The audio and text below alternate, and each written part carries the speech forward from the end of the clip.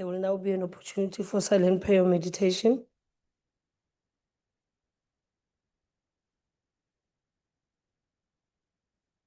Please be seated.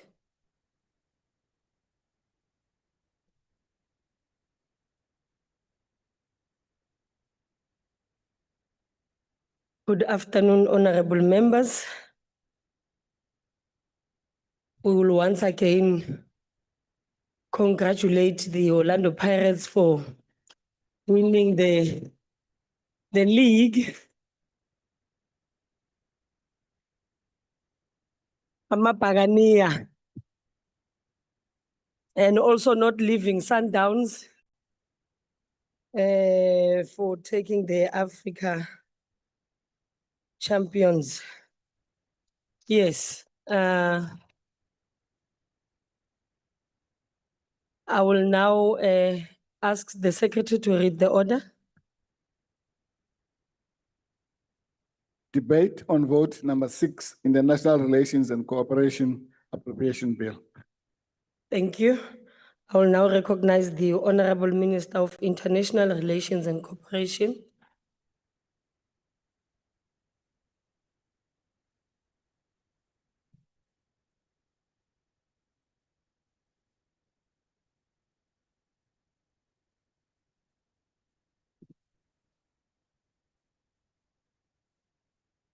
Thank you, House Chairperson, the Chairperson of the Portfolio Committee, Honorable Supra Mahumapil, and all honorable members.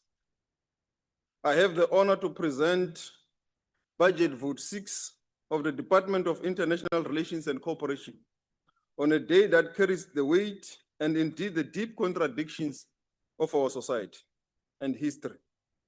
78 years ago, on the 26th of May, 1948, in an electoral system reserved exclusively for white voters, the National Party won the majority of seats in the House of Assembly in this day. That victory paved the way for the legislative machinery of apartheid, intensifying racial segregation and stripping most of the people of this land of their rights and freedoms. The scars of that machinery are still visible in our society today. Its fault lines continue to mark where people live, how they move, what opportunities they can access, and how freedom is experienced in their daily lives. Not far from us here, the District 6 is a living reminder of the effects of the Group Areas Act. President Nelson Mandela later characterized our country's situation with unmatched clarity when he described us as a country that was a pariah amongst nations, a detestable example of what is impermissible in the ordering of human relations and homeland of a crime against humanity. Honorable members, this week also carries the triumphant weight of history. On the 25th of May, 1994, the United Nations Security Council adopted Resolution 919, terminating the arms embargo and ending the remaining sanctions against South Africa. This marked the end of South Africa's isolation following the 1994 democratic elections. It also marked our democratic nation's formal admissions to the family of nations. It is also fitting that yesterday, the 25th of May, we marked Africa Day. Indeed, honorable members, as we table this budget of 7,227 million rands for 2026-2027, we do so with full awareness of this history. It is a history of pain whose consequences remains with us, and a history of victory that gave our democracy a great responsibility to conduct foreign policy anchored in Ubuntu, justice, international law, dialogue, multilateralism, and the needs of our country and of our continent. In the 32 years of our democratic dispensation, successive democratically elected governments have been at the center of concretizing the achievements of our equality through legislative and other measures designed to protect or advance persons or categories of persons disadvantaged by unfair discrimination.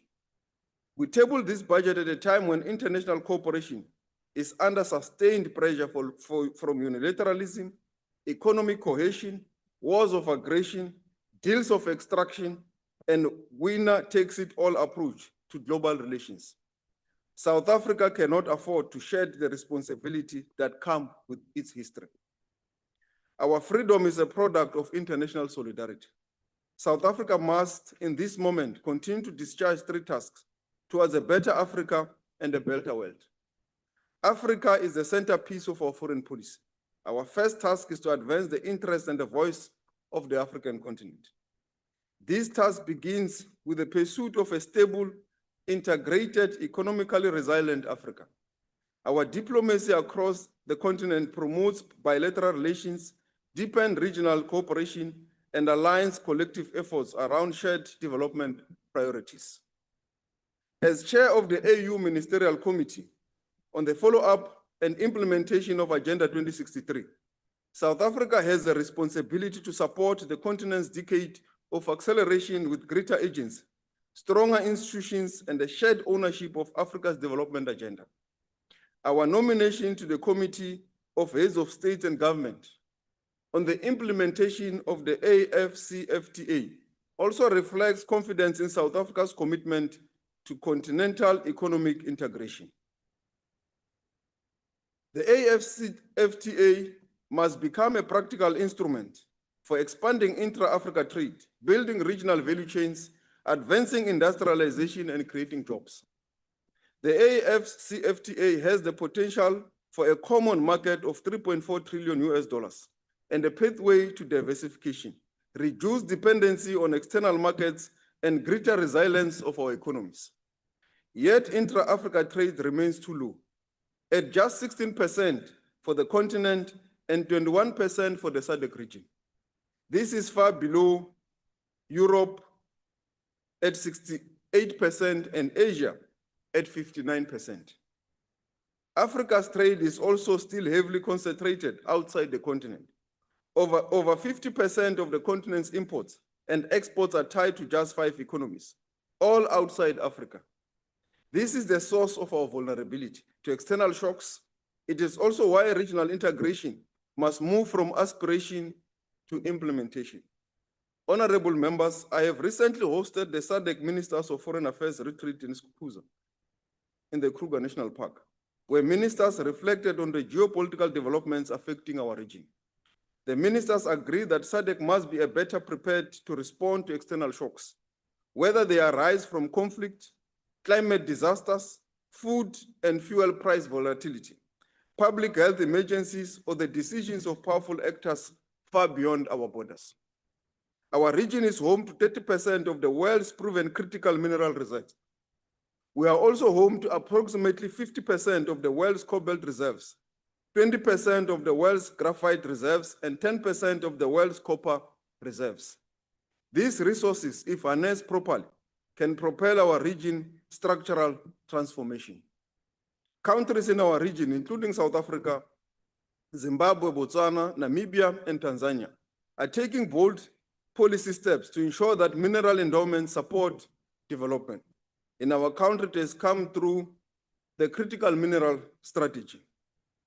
When South Africa assumes the full chairship of SADC in August 2026, our priorities will include deepening political cohesion, consolidating the SADC free trade area, reducing non-tariff barriers, and building regional value chains in agro-processing, critical minerals, beneficiations, pharmaceuticals, and other strategic sectors.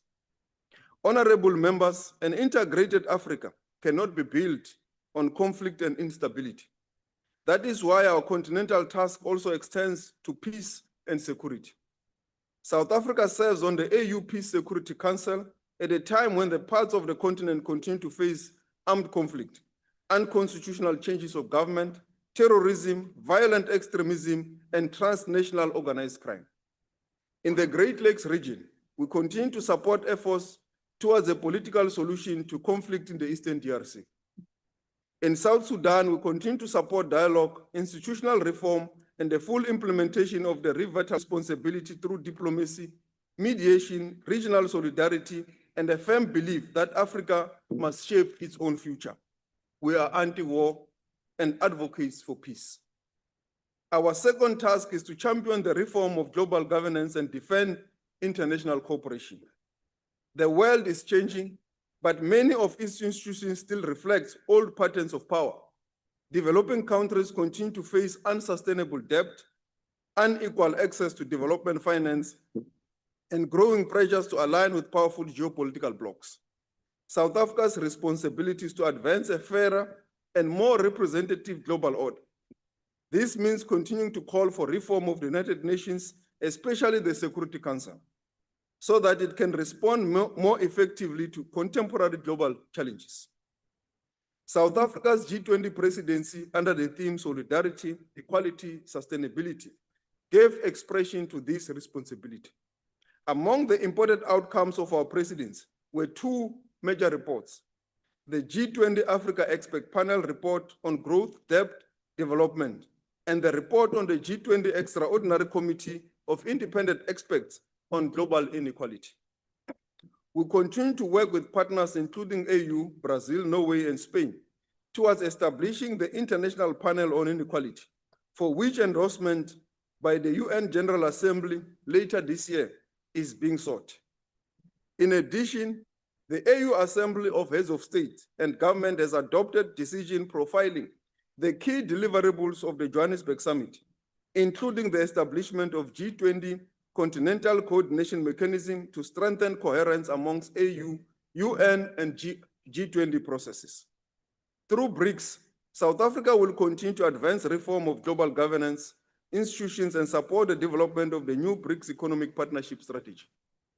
The expansion of BRICS to 11 members marks a significant milestone in the growing voice of the Global South in international affairs. It must also defend the rules that protect all nations, large and small. We have formed the Hague Group to defend the credibility of international law, hold states accountable for breaches, and protect the integrity of the international legal order. It was established to rally against complicity and impunity and support the collective enforcement of international law through concrete measures, including halting arms transfers, blocking weapons shipments, suspending procurements from Israel firms, seizing energy exports, and pursuing accountability through national and international courts. As a country that voluntarily dismantled its nuclear weapons program, we continue to advocate for the total elimination of nuclear weapons, and we will preside over the first review conference of the Treaty on the Prohibition of Nuclear Weapons later this year. Our third task is to use foreign policy as a lever to improve conditions at home. Foreign policy must ultimately speak to the lives of our people. Our foreign policy must support inclusive economic growth, poverty eradication, sustainable development, peace, and security. Our economic diplomacy is yielding results. As we speak today, 45% of our processed goods are now traded within the continent, including agriculture. In 2025, South Africa's agricultural exports reached a record of $15.1 billion. In the first quarter of 2026, farm exports reached $3.7 billion, an increase of 11% year on year. This creates jobs at home, in the processing plants and factories, including the logistic networks. These exports reach markets across Africa, the European Union, and Asia. They show how foreign policy can support jobs, production, and economic opportunities at home. On migration, this means managing migration lawfully in a coordinated manner and based on evidence, data, and statistics. The law enforcement authorities must enforce the law with regards to irregular migration and not private citizens. The police, border management, and labor inspectors have to play their role. It means the protection of the fundamental rights of every person, secure borders, and an immigration system that is insulated from corruption. In line with President Ramaphosa's commitment as the pandemic preparedness champion of the African Union, South Africa will contribute $5 million to the Africa CDC to help with the fight against Ebola. As honorable members are aware of the outbreak in most parts of West Africa and some parts of East and in the DRC. Let me conclude by returning once more to President Mandela, who reminded us that because our nation arrived late at the Festival of Liberty, it must value freedom like the apples of its eye. This budget enables South Africa to discharge its responsibilities and obligations on the continent and beyond. And let me take this opportunity to thank the DG and all staff of the department for their continued support in our work. The Portfolio Committee, as led by the Chairperson, Honorable Maoma Pilu, and all members of the Portfolio Committee and all the alternates. I also want to take this opportunity to also thank my wife, who's also here today, who support my work across the globe. Thank you very much. Thank you very much. Thank you very much, Honorable Minister. I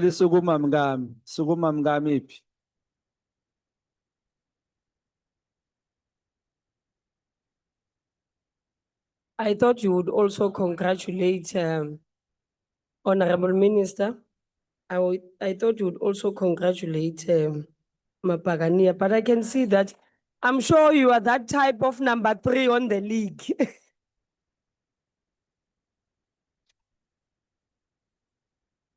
Yeah, I can see it's that gang of number 3.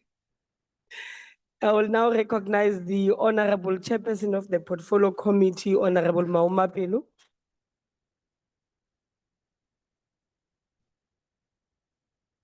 Thank you very much, Chairperson of the day, Honorable Josie Majosi.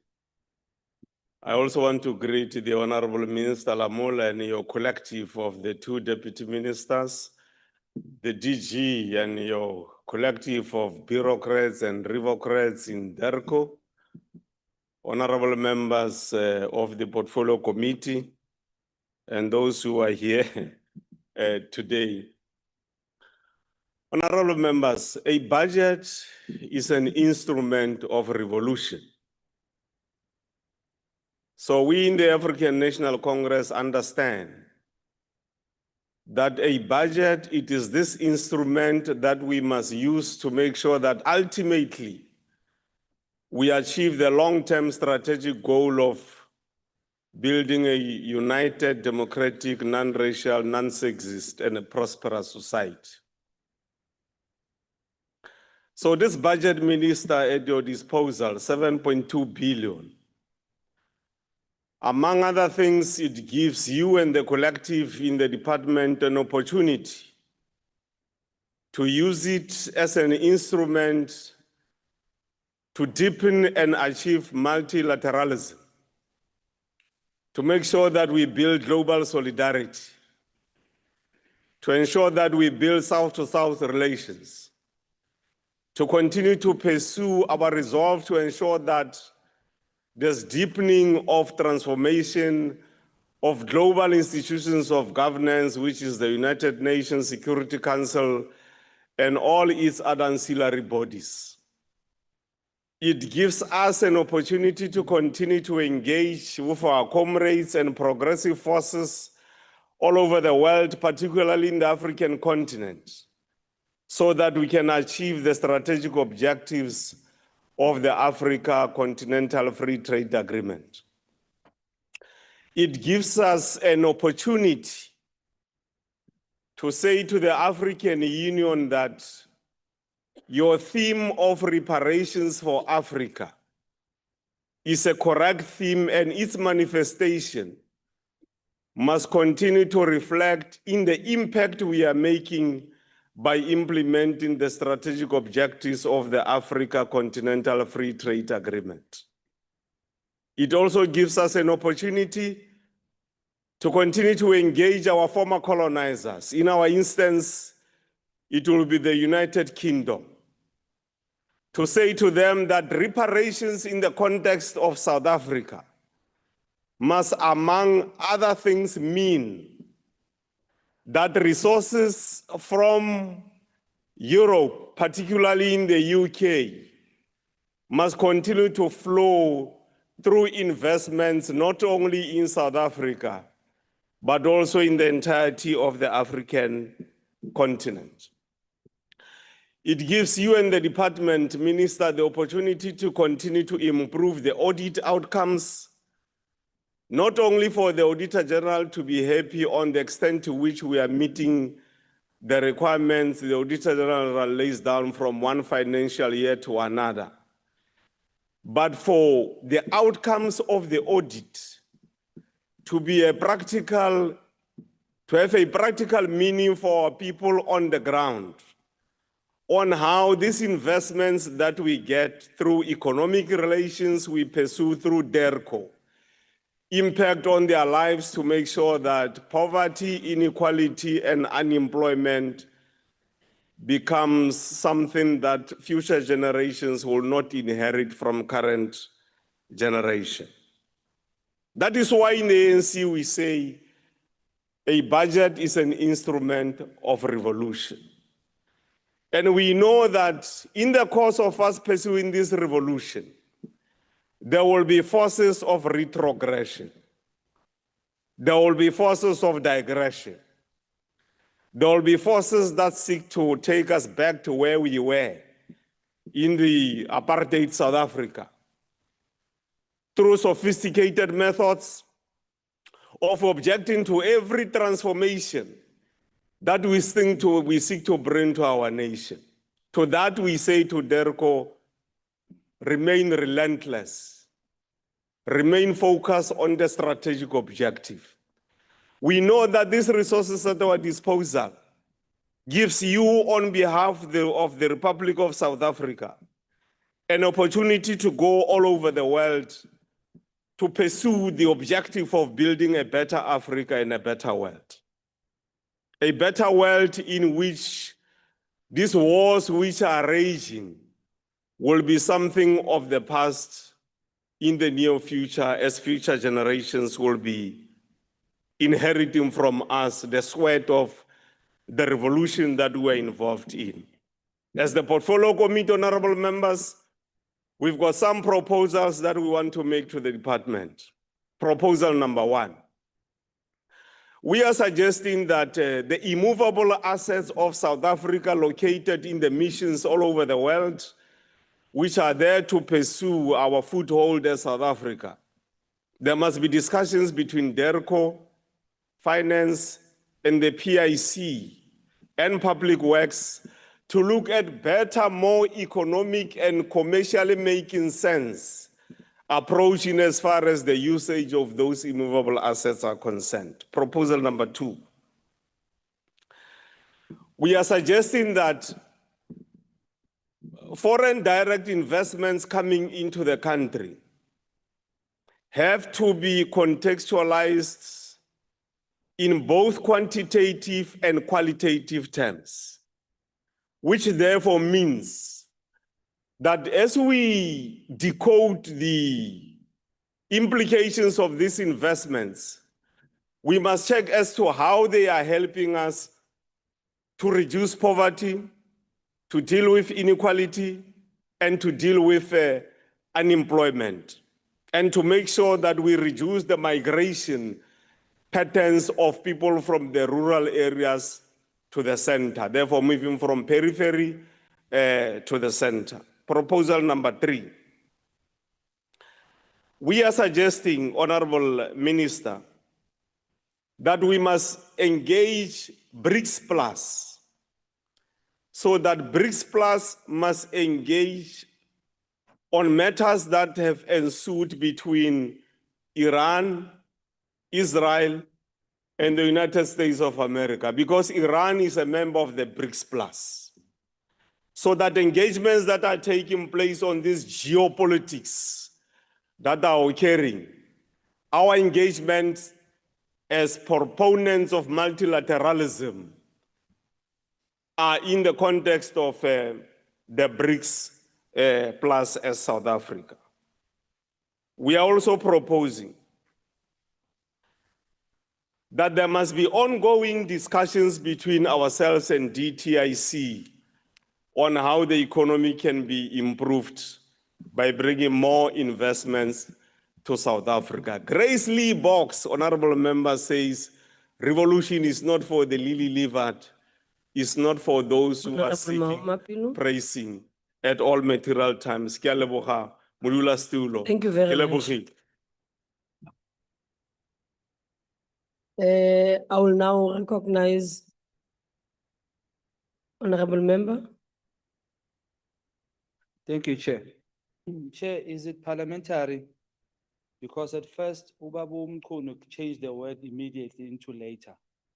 And now we are misleading our people with unity means something else. Is it parliamentary that the GNU this side is clapping hands, but the GNU that side is not clapping hands?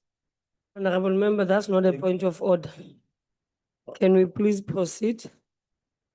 Your point is not sustained. I will now recognize Honorable Douglas.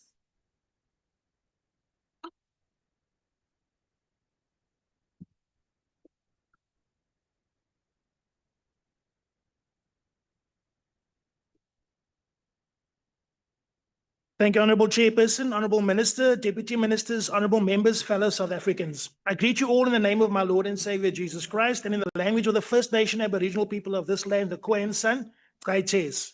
Chairperson, as we celebrate Africa Day, we need to understand the moment we are in globally. South Africa stands today at the center of the greatest geopolitical and economic shifts of our generation. We are witnessing the collapse of one world order and the violent birth of another. The age of uncontested Western unipolar dominance is weakening and BRICS is expanding. The global south is rising. Alternative pay systems are emerging. The race for critical minerals, AI supremacy, energy security, shipping corridors, and technological control has begun. And nations that fail to adapt to this new reality will become economic colonies in the 21st century. Modern warfare is no longer fought only with tanks and missiles and drones. Wars are now fought through sanctions, trade routes, cyber warfare, AI systems, food supply chains, financial systems, media narratives, and technological dependency. And South Africa is now directly caught in those global battles. We have seen growing tensions with the United States, with our ambassador kicked out, our president summoned and falsely accused in the Oval Office of white genocide. We have seen threats around AGOA based upon widely debunked white genocide and Afrikaner refugee program, which is belachelijk, soos hulle sê. We have seen tariff wars escalating globally. We have seen attempts to succeed Western Cape from South Africa as a sovereign state.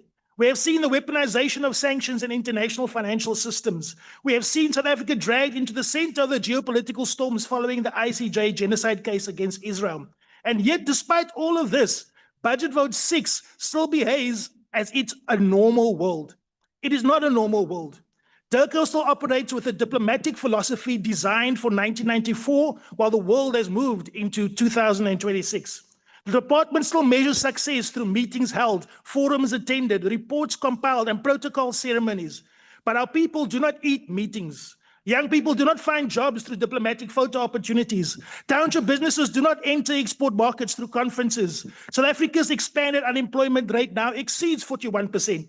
Youth unemployment remains above 45%. More than 18 million South Africans survive through social grants, which is not enough. And yet this budget vote gives DIRCO roughly a 2% increase, an increase already swallowed by inflation and currency volatility.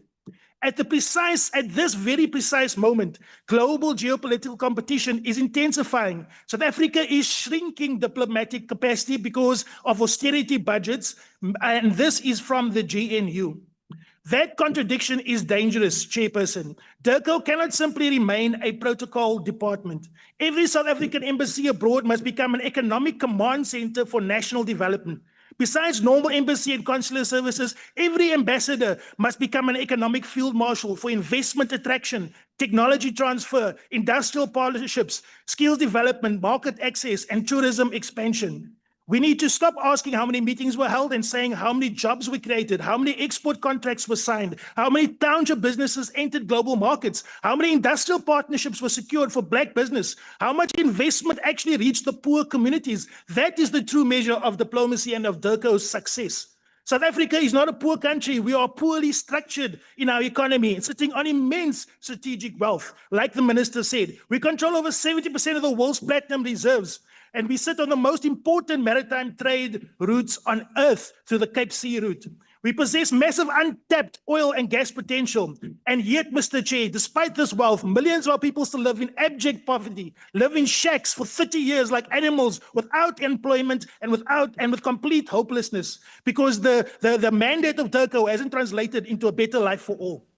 Mr. Chair, because South Africa still operates inside a colonial economic structure where raw material wealth leaves our shores while poverty remains behind. For centuries, Africa exported all our stuff, gold, diamonds, cobalt, and we exported everything and we imported finished products. And this meant that there is no jobs for our people, there's just poverty for our people. And this particular department, when I went to all the events at the embassies in China and in Europe, everywhere, all I saw was white monopoly capital.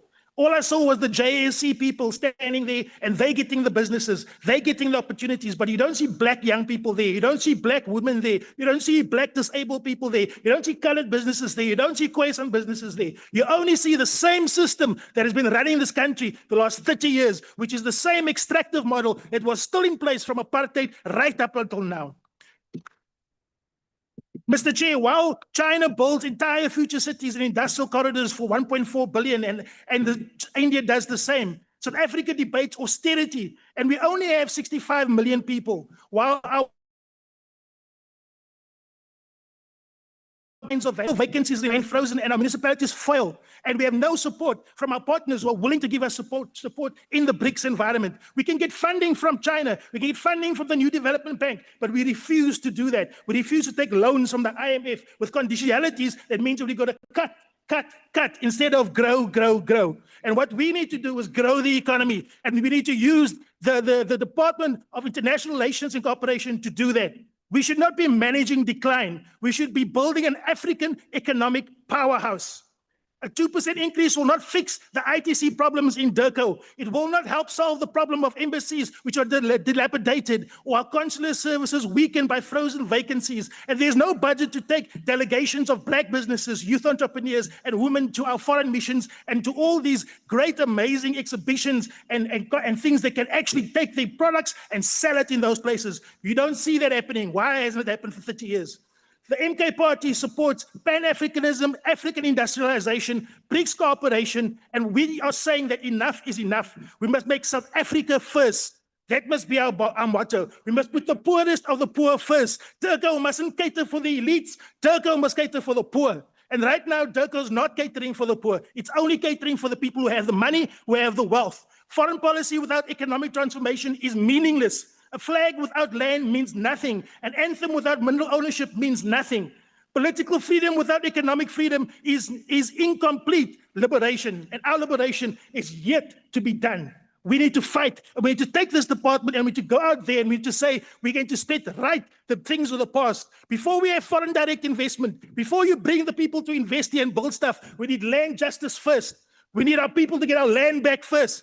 Otherwise, we're just enriching the same thieves that stole the land from our people, that are standing there and living in Beijing and living everywhere on our name as South Africa and getting all the deals and giving nothing to our people, leaving our people poor. Enough is enough. We don't want that anymore, Mr. Chair. This budget comes before this House while South Africa faces a debt burden approaching 6 trillion, collapsing infrastructure. Yet, we have so much opportunity in the world today. We must have a doctrine of economic diplomacy, a doctrine of industrialization, a doctrine of beneficiation at source, a doctrine of sovereign development, a doctrine that places the poor and marginalized majority at the center of foreign policy. And Mr. Chair, we will not be bullied by anybody. We will not be told who will be our friends. We will not be told who will be our enemies. And we will definitely not be told what we can do with BE, what we can do with land reform, or anything else pertains to our people. MK is going to stop this nonsense. Thank you. Thank you very much, Honorable Member. I will now recognize Honorable Chetty.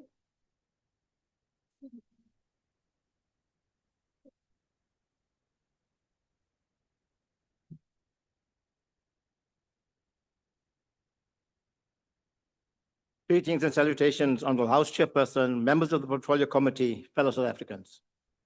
This department is led by an absentee minister who himself has failed to adhere to a simple commitment that he had volunteered to the committee, and that was to honor his commitment of attending just one portfolio committee per parliamentary quarter, and he failed. The minister is more interested in shining his marbles for the upcoming ANC Congress and the prospects of a top 6 position, and with the latest pending Pala impeachment debacle, he must be hedging his bets. Can you be any more irresponsible than that? And we wonder why the department is in chaos, issuing contradicting positions on international conflict scenarios. It is no wonder DIRCO spends more Honorable time during Chetty. crisis management. Honorable Chetty, can you please take a seat? There's a point of order. Thank you very Honorable much. Deputy House Minister, what Chair. are you rising on? Order, honorable members. House Chair, thank you very much for the opportunity. I'm rising on a point of order because the honorable member keeps on referring us to issues that we are not here for. Where does the issue of the top 6 leadership enter on the budget of the department? Can he focus on the speech? If he doesn't have the speech, he must just forfeit the speaking rights. Thank you, Speaker. Thank you, Honorable TM. I will determine once he proceeds to see if the speech is relevant to the budget vote. I have been listening as well, and I will determine in time when he continues. Continue, Honorable Chetty. Can you be any more irresponsible than that? And we wonder why this department is in chaos, issuing contradictory positions on international conflict scenarios. It is no wonder DIRCO spends more time crisis management as opposed to being an active driver of our foreign policy. We received the budget vote 6 in the portfolio committee in a very basic format. We wonder why.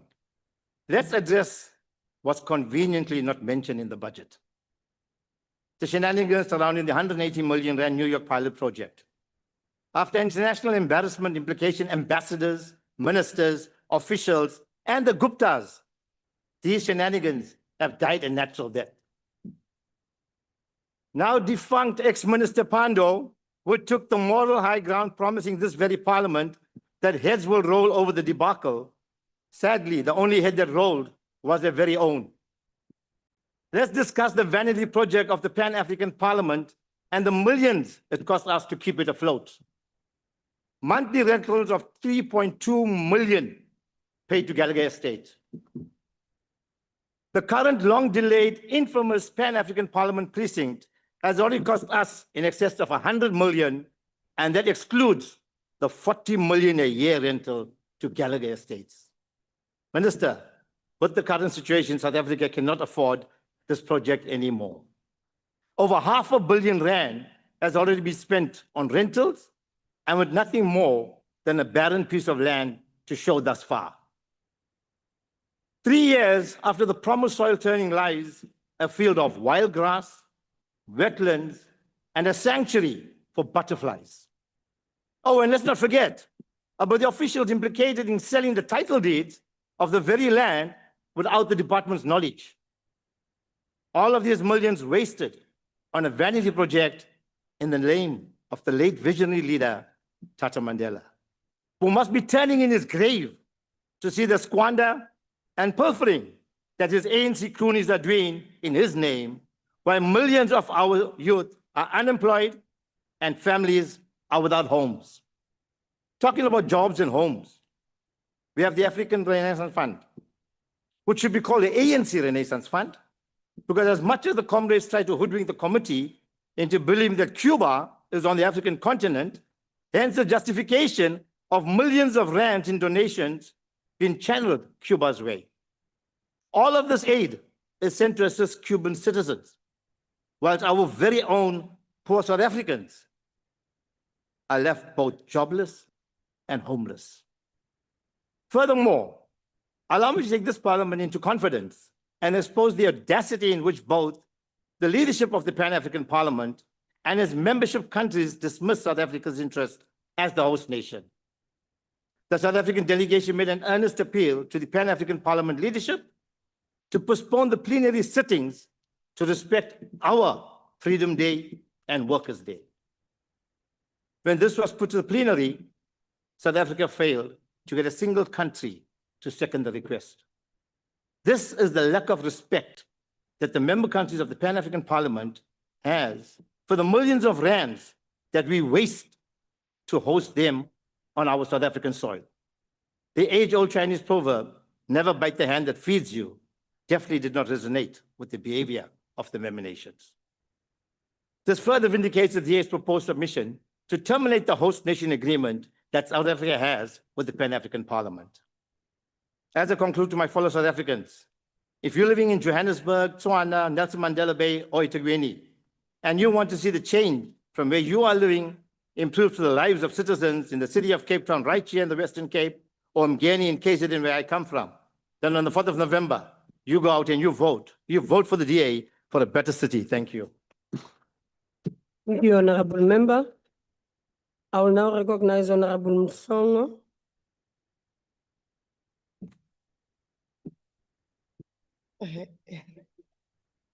Thank you, House Chairperson. The Economic Freedom Fighters reject budget vote 6 of the Department of International Relations and Cooperation. We do so because we are convinced that we have lost direction in terms of delineating what our foreign policy priorities are and how we should pursue those. Just yesterday, the continent celebrated 63 years of the formation of the Organization of African Unity, whose primary purpose was to free the continent from the tentacles of colonial repression and exploitation. Today, we are reminded that Africa's strength has always been found in unity, culture, innovation, and hope for a better future from the richness of our earth in terms of minerals and raw materials. We honor the unbreakable spirit of the continent that refused to die. From the scars of slavery and colonialism, we rose. Through the fires of liberation struggles, we stood tall. The founding fathers of the OAU and its recent iteration, the African Union, prioritized the economic and social unification of Africa because they correctly realized that we can never develop in silos where we were condemned by the European colonialism. But to demonstrate the lack of seriousness to African unity, the government led by Mr. Ramaphosa deployed a well-known xenophobe, Caitlin McKenzie, to speak on behalf of our government on such an historic and important day. There's no self-respecting Africanist who can stomach the bile that Caitlin vomits each time he speaks about our continent. We salute the African ambassadors for rejecting the disrespect from the GNU government to spit on the faces of our forefathers on the vision about the unity of Africa by rejecting to be addressed by that non-entity called Caitlin. Chairperson, the budget allocated to this department is simply not sufficient. The almost 2% increase will not be impactful for the central role the department should be playing in forging African unity and cementing our place as a force in the global affairs. The department has a vacancy rate of 26.3%, severely crippling its capacity to lead South Africa's charge at the global stage. There's no plan to address this almost treasonous neglect of the department in this budget. A country faced with high levels of unemployment, and we have a department that has no plans to fill all vacant posts in its budget. Every year, the department acknowledges that spending is mainly affected by exchange rate fluctuation that are caused by main currencies as well as local currencies, and as 60% of the department's budget is spent abroad. Yet, to this day, they fail to convince National Treasury to ensure that the appropriation allocated to the department addresses this exchange rate volatility. Chairperson, at each and every committee meeting we've had with our missions abroad, there's been a consistent outcry about the ICT challenges these missions have, and yet again, no funding has been allocated for ICT modernization for our foreign missions for this financial year. It is quite telling that 174 million allocated for properties will only cover 3 major projects, which is in Denmark, the London residential accommodation, and the London Chancery boiler system. Yet our infrastructure here in SADC and in Africa has dilapidated. Our property in Zimbabwe is like a glorified shack, and in Zambia, we're not even owning our residential or chancellor. And in Mozambique, we have failed to ensure that the property is transferred to the South African government since the dawn of democracy. Minister, this department cannot do these simple things like that because the minister himself is not serious. He has completely neglected his duties to account to the committee and always sends his deputies to stand for him. He goes even a full quarter without appearing even once in the committee. We have called for the African Renaissance and International Cooperation Fund to be expanded to send aid to Cuba, our friends who stood firmly by our side as South Africa during apartheid, and for South Africa to continue the fight at the ICJ on the case against the Zionist State of Israel for the genocide they continue to perpetuate in Palestine. In 2025-2026 financial year, where we saw a slight increase on the budget due to us hosting G20 meetings and summits. It's 6 months later, Minister, what are the practical achievements and benefits that came with hosting the summit? What are the trade agreements that were signed that have now attracted investment and job opportunities for our people? We need a return on investment, and we warned in the committee that, you know, the target you set for the department is just a tick box exercise with no practical measurable outcomes. In the face of imperialism being emboldened by the Trump administration, we need to continue to raise our voice of solidarity with the people of Venezuela and call out the barbaric behavior of abducting President Maduro and his wife, Celia Maduro, as a stand by the US to force regime change and seek to put in a puppet government that will sell the soul and oil of Venezuela. We must once again salute the brave Iranian Revolutionary Guards for their unwavering commitment to never bow down to imperialism, even when the US killed their supreme leader to seek regime change to impress the bloodthirsty hounds of Israel. Against all odds, the brave soldiers of Iran have secured the Strait of Hormuz despite Trump's meltdowns. We continue to fund observer missions for election purposes in SADC, and yet we have a government that fails to call out election shenanigans of former liberation movements who want to hold on to power by hook or crook. We should change the way we do things. We can't continue to have diplomacy that does not primarily focus on economic diplomacy. There's no justification as Honorable to why Mhlongo. society fails to ensure Honorable that. Mhlongo, can What you is please it? I've take got a 40 seat? seconds. No, Oh. you must listen to me. What do you mean when you say what is it? So Take a seat, there's a hand. Honorable ve- Matopa? Thank you very much, House Chair. On a point of order, Chair, Yes. that the honorable member on the podium cannot refer to the minister as a known entity. She must withdraw that. Even if she has passed that, she must withdraw that, Chair. Okay, we will, I don't, honorable member, did you say the minister is a non-entity?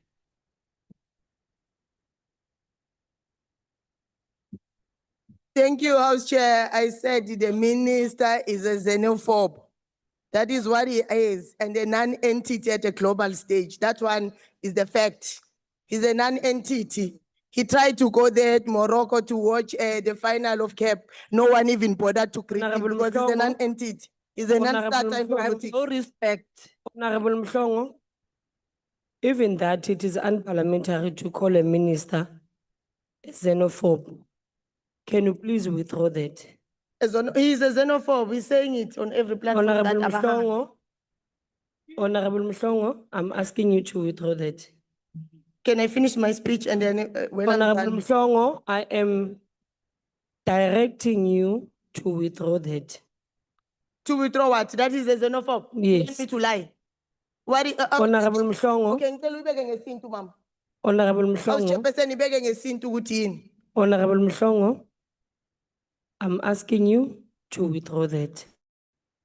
House Chairperson, I withdraw, but uzonda abantu No, abala on a Africa. point of order, Chair. Honorable Uzonda Mhlongo, abantu base Africa, he's a xenophobe. On a He's one- point of order, Chair. Africans. Honorable Mhlongo. He's not embarrassed. Why are you making me withdraw Honorable when the man is Mhlongo. not embarrassed? Honorable Mhlongo, you know the rules of the House. You can't cast aspersions on a minister or a member of this House without bringing substantive proof, and you know the processes.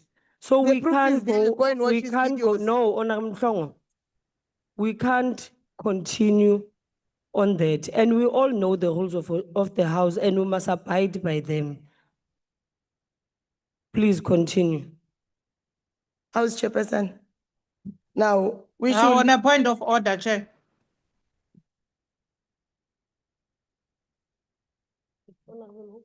it's Honorable Mente. Chair, thank you. Your table staff must please monitor our hands. I've been having my hand up on the platform. Chair, House Chairperson. Firstly, you must also acquaint yourself with the rules. There is no rule that says a person must be called to order for as a point that has long passed. Rule 92 is clear. You raise a point of order when the incident is taking place. You don't wait and then you raise it later, and you should not entertain that. Secondly, Gayton Mackenzie, every day when he takes a platform, he says Africans Honorable Mente. mabambe. He Honorable says Mente. mabambe, so that is not Honorable xenophobe. Mente. He is Honorable xenophobic. Mente. Honorable Mente. We Yes. don't address each other with names. It's either you say Mr. or Honorable Member. You can't No. just say Gayton Mackenzie. We don't address. Mr. Gayton Yes. Mackenzie, Mr. Yes. Gayton It's the Mackenzie, obsession, House Chair. every It's the time obsession. he takes a platform, No, he calls Honorable that Mente. Africans must leave South Africa. Is that not Honorable xenophobe? Mente. Honorable Mente. I'm listening, Chair. Yes, you are out of order. We have passed on that. And as you No, are we saying have not, now, we have not you passed. We are on no, it. You can't Honorable ask my Mente. member to withdraw that Honorable when Mente. Gayton Mackenzie himself Honorable Mente. is xenophobe. I have asked the member to withdraw and she did withdraw and we are continuing. My rule is final and we are done with that. The member is now on the podium and finishing the remaining seconds of her speech. So we have passed that and I've ruled on that and we are not going to go back to that. And for you My saying point exactly, you Chair. are You shouldn't have confirming- entertained that other point of Honorable order. Mente, IT, can you please switch off the mic of Honorable Mente? We want to continue with the proceeding of the budget. Honorable Mhlongo, please proceed. House Chairperson, wait, don't move my time. I've got a problem. When you stop me here, my time was left with 40 seconds. As I'm sitting down, I see it going down, 45, 44, and now they've put it at 45. Why? Call your table staff to order. Put my 1 second, I want it. Start there. Please, ask them. There they are, ask them. Honorable Mhlongo, I please can't be take your seat. disrespected in that manner. Honorable Mhlongo, please take a seat. Honorable Member. Chair, I think you are missing something here. Honorable Mente, she raised a point of order and the order was on you. To say you allowed the member there to entertain a point that the speaker on the podium has passed on it. And now you have allowed her and you even took a decision based on that issue. And the matter that Honorable Mente is raising is to say, why did you allow that? Can you please rule on that one to say and agree that you are wrong at the first place to allow her to speak on the point that the speaker on the podium is actually already. Honorable Member, as much as you are saying, you see the speaker on the podium has not moved. She is still here. Each and every member here has a right to raise a point of order according to the speech. So the fact that it has moved 2 seconds after or 10 seconds after, it's no there or whether they've moved or not. But if a member is raising that point, they have a right to do so. And I gave an opportunity to Honorable Mhlongo to confirm if she did. And she confirmed something else. And that is when I said, can you please withdraw that? I had not even entertained that part of the point of order that was raised by Honorable Matop. So in fact, you are out of order yourself and you are wrong by saying such. Because I said Honorable Mhlongo must withdraw on what she said here on the podium. Now, it's not because of the point that was raised by Honorable Matop. So no, don't engage. I'm not asking you to engage. I want to give Honorable Mhlongo an opportunity to continue with the speech. But Honorable Mhlongo, you were saying your time was eaten there. How much time did you have? Because I saw that it was 40. I am not sure whether it was 40. It's fine. I'll even give Honorable Mhlongo the 7 seconds so that she continues. Yeah, that the table staff is out of order. You must call them to order. Now, we should change the way we do things. We can't continue to have diplomacy that does not primarily focus on economic diplomacy. There's no justification as to why TTIC fails to ensure that we have trade at our chairs in our missions to ensure economic diplomacy is prioritized. The progressive forces of the world can rely on the unwavering solidarity of EFF, as we're the only organization here in South Africa that does not speak with a forked tongue when it comes to our internationalist outlook. We reject this project with the contempt it deserves as it will not address the needs of the department and will not be able to better position South Africa in the global stage. Once again, we salute the African ambassadors for having rejected that invite of Africa Day celebration of South African government by refusing to be addressed by that non-entity xenophobic Caitlin McKenzie. We salute you, we see you, you are brave African ambassadors. Never cower, never allow yourself to be addressed by a non-entity Honorable Songo, your xenophobic time has Caitlin McKenzie. expired. Thank you very much. I will now recognize Honorable Mwango on the virtual platform. Honorable Chairperson, the IFP supports budget vote 6 on international relations and cooperation because foreign policy is not distant from daily life. It must help grow the economy, expand trade and investment, and create jobs. The department is pursuing an Africa-centered foreign policy, strengthening regional integration and advancing economic diplomacy in support of the National Development Plan and the Medium-Term Development Plan. This is consistent with the IFP's emphasis on practical governance, inclusive growth, and policies that reduce poverty, inequality, and unemployment. We welcome the department's efforts to link foreign policy more directly to domestic priorities, strengthening bilateral and multilateral partnerships, supporting the African Continental Free Trade Area, and using South Africa's international presence to promote exports, tourism, and investment. This is important, Honorable Chairperson, because economic growth must increasingly be supported by opening markets and creating opportunities for South African businesses abroad. We note with concern that Budget 6 strongly promotes African integration and the free movement of people through structures such as SADC and the African Continental Free Trade Area, while failing to adequately address the domestic pressure caused by weak border management and illegal immigration. The government continues to dismiss legitimate concerns around unemployment, crime, and pressure on public services instead of confronting failures in immigration enforcement and state capacity. At the same time, the IFP family rejects xenophobia, vigilantism, and violence against foreign nationals. We believe South Africa's foreign policy must balance Pan-African solidarity with the protection of the national interest, social stability, and effective migration management. At the same time, we note with concern the high vacancy rate within the department of 26.3%. A vacancy rate of this scale directly affects the department's ability to support missions abroad and deliver on its mandate. We are also concerned that no dedicated funding has been allocated for information and communication technology modernization. In a modern diplomatic environment where efficiency, coordination, and responsiveness are essential, the slow pace of digital transformation risks undermining the effectiveness of South Africa's missions. We support the department's continued work in advancing economic diplomacy, strengthening South Africa's role in Africa and the global South.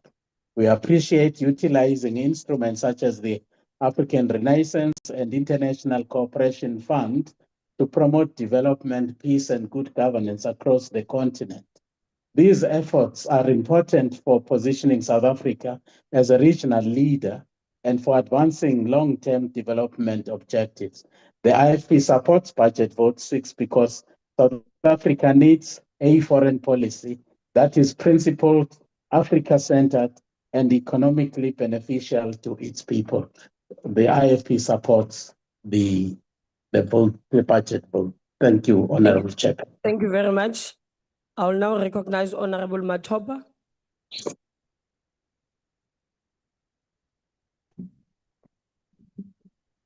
Thank you very much, House Chair, honorable members. I would like to applaud the Honorable Gayton Mackenzie for being patriotic and having the interest in listening to the plight of South Africans. The EFF confuses border control with xenophobia because they've abandoned the ordinary South Africans who suffer daily from illegal immigration and organized crimes. Chairperson, the Patriotic Alliance rises today Honorable to Matopa, debate can you vote take a 6. seat? Honorable Mhlongo, what's your point of order? Ngiyabonga sihlalo lo ngaphambili bengicela kubuta ukuthi le lunga lelingaphambili leli empty engqondweni lingakhona kuthatha umbuto. Honorable Mhlongo. Honorable Mhlongo. You can't say that. You can't refer to an honorable member as empty. It is wrong, Jay, as humans, besides being an honorable member or being a member of parliament, you would not want anyone to refer to you as an empty person. We can't do that. You can please withdraw that first before I ask. I withdraw, can she take a question? Honorable Matopa, are you willing to take a question? No, Chair. Thank you. The Patriotic Alliance rises today to debate vote 6, international relations and cooperation.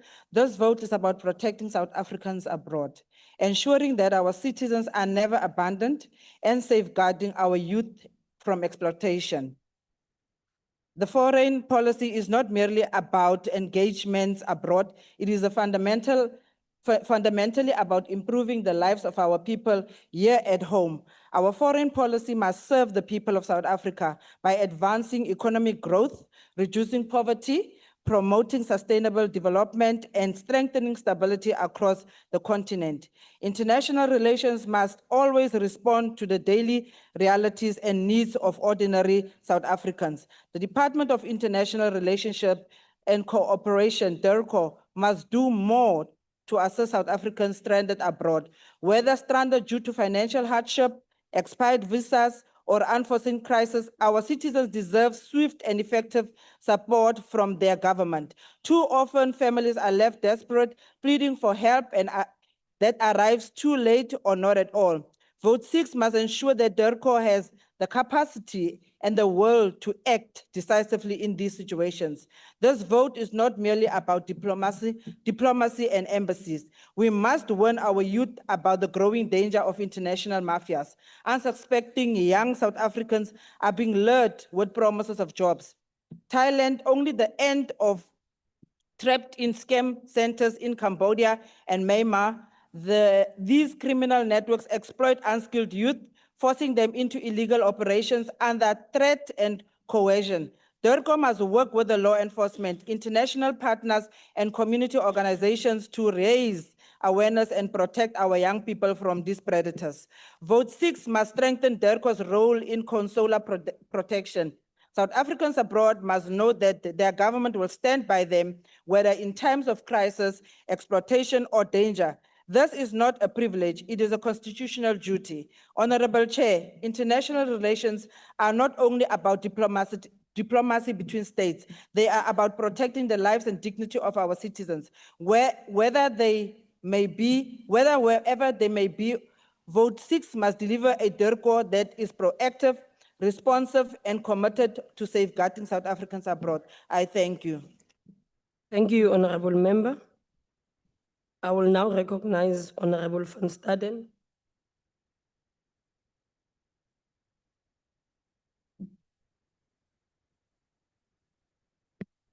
Thank you, Chairperson.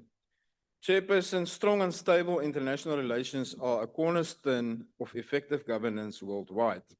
They are essential not only for economic growth and stability, but also for fostering cooperation and mutual trust between nations.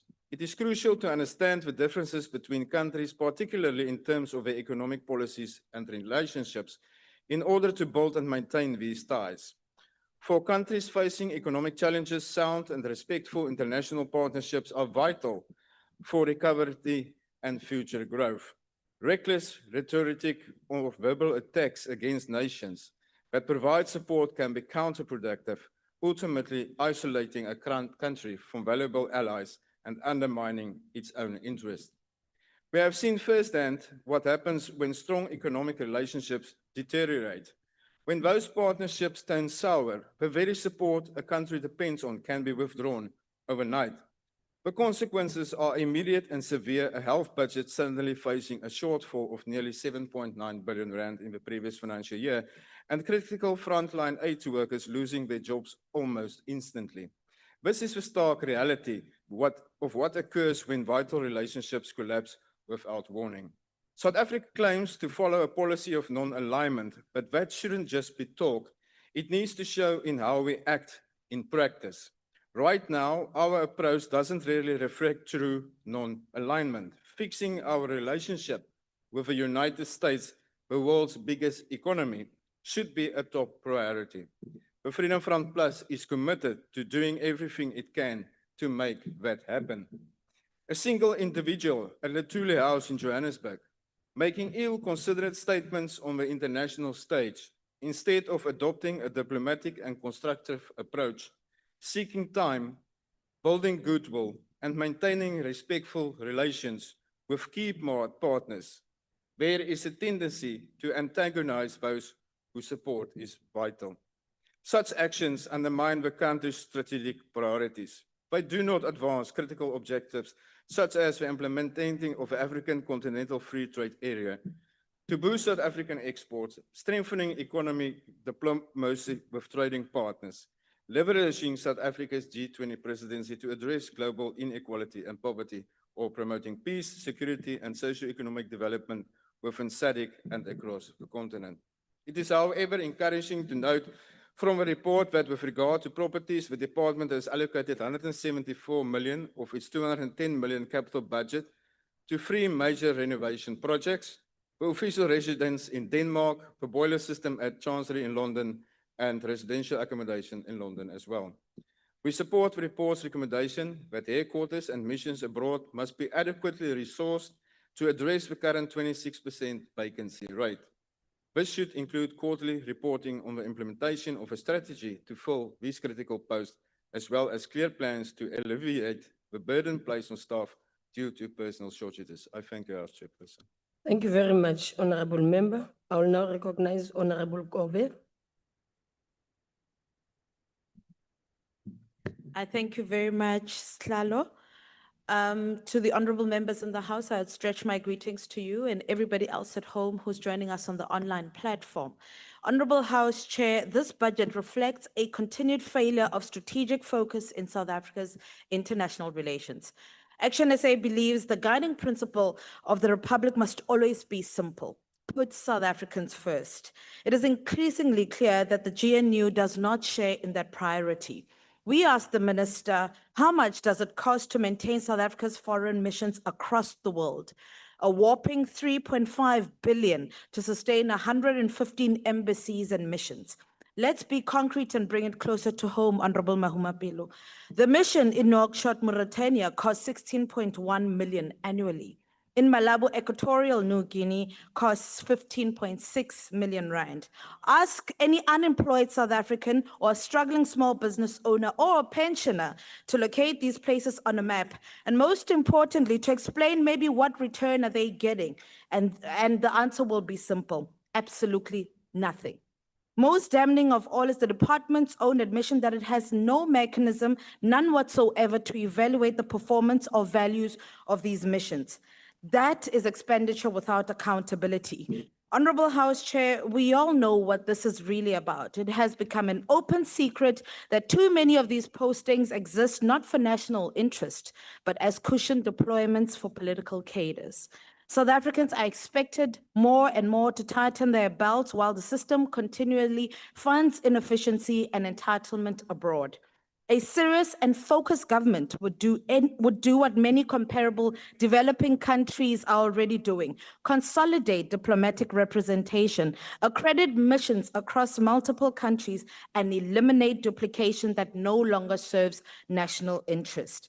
Instead, this administration chooses scale without scrutiny and cost without consequence. As Action SA, we believe that this IR must urgently Focus on South Africa's foreign policy and diplomatic footprint around measurable national priorities. First on the list must be the growing migration crisis, where hundreds of thousands continue to enter South Africa, driven by governance and economic collapse and human rights abuses in their own region. Regimes such as the ZANU-PF in Zimbabwe, Frelimo in Mozambique, and other liberation movements who have turned oppressors have presided over democratic erosion, political violence, and economic implosion without consequences that spill directly into South Africa. And we agree with the portfolio chairperson, Honorable Mahuma Pelo, that a budget must allow the minister to move across Africa and ensure there is regional stability. Yet his response to all of these issues have been silent. When elections are undermined, when opposition leaders are persecuted, and when political violence erupts in neighboring states, our diplomatic posture is muted, cautious, or absolutely absent. For example, in 2024 elections in Mozambique, the elections were rigged and violence followed. Our president attended the inauguration smiling. What a great endorsement from South Africa. It is time for South Africa to put South Africans first in its foreign policy. That begins with honest engagement in our region, not passive observation of its collapse. This budget reflects the opposite of that, a continued absence of strategic focus and a diplomatic posture that does not serve the South African people. I thank you very much, House Chair. Thank you very much. Honorable Member, do you have a point of order? Siyabonga Sihlalo. Sihlalo angazi noma ubusubonile ukuthi i-GNU ayishayelani izandla yini. Thank you, Chair.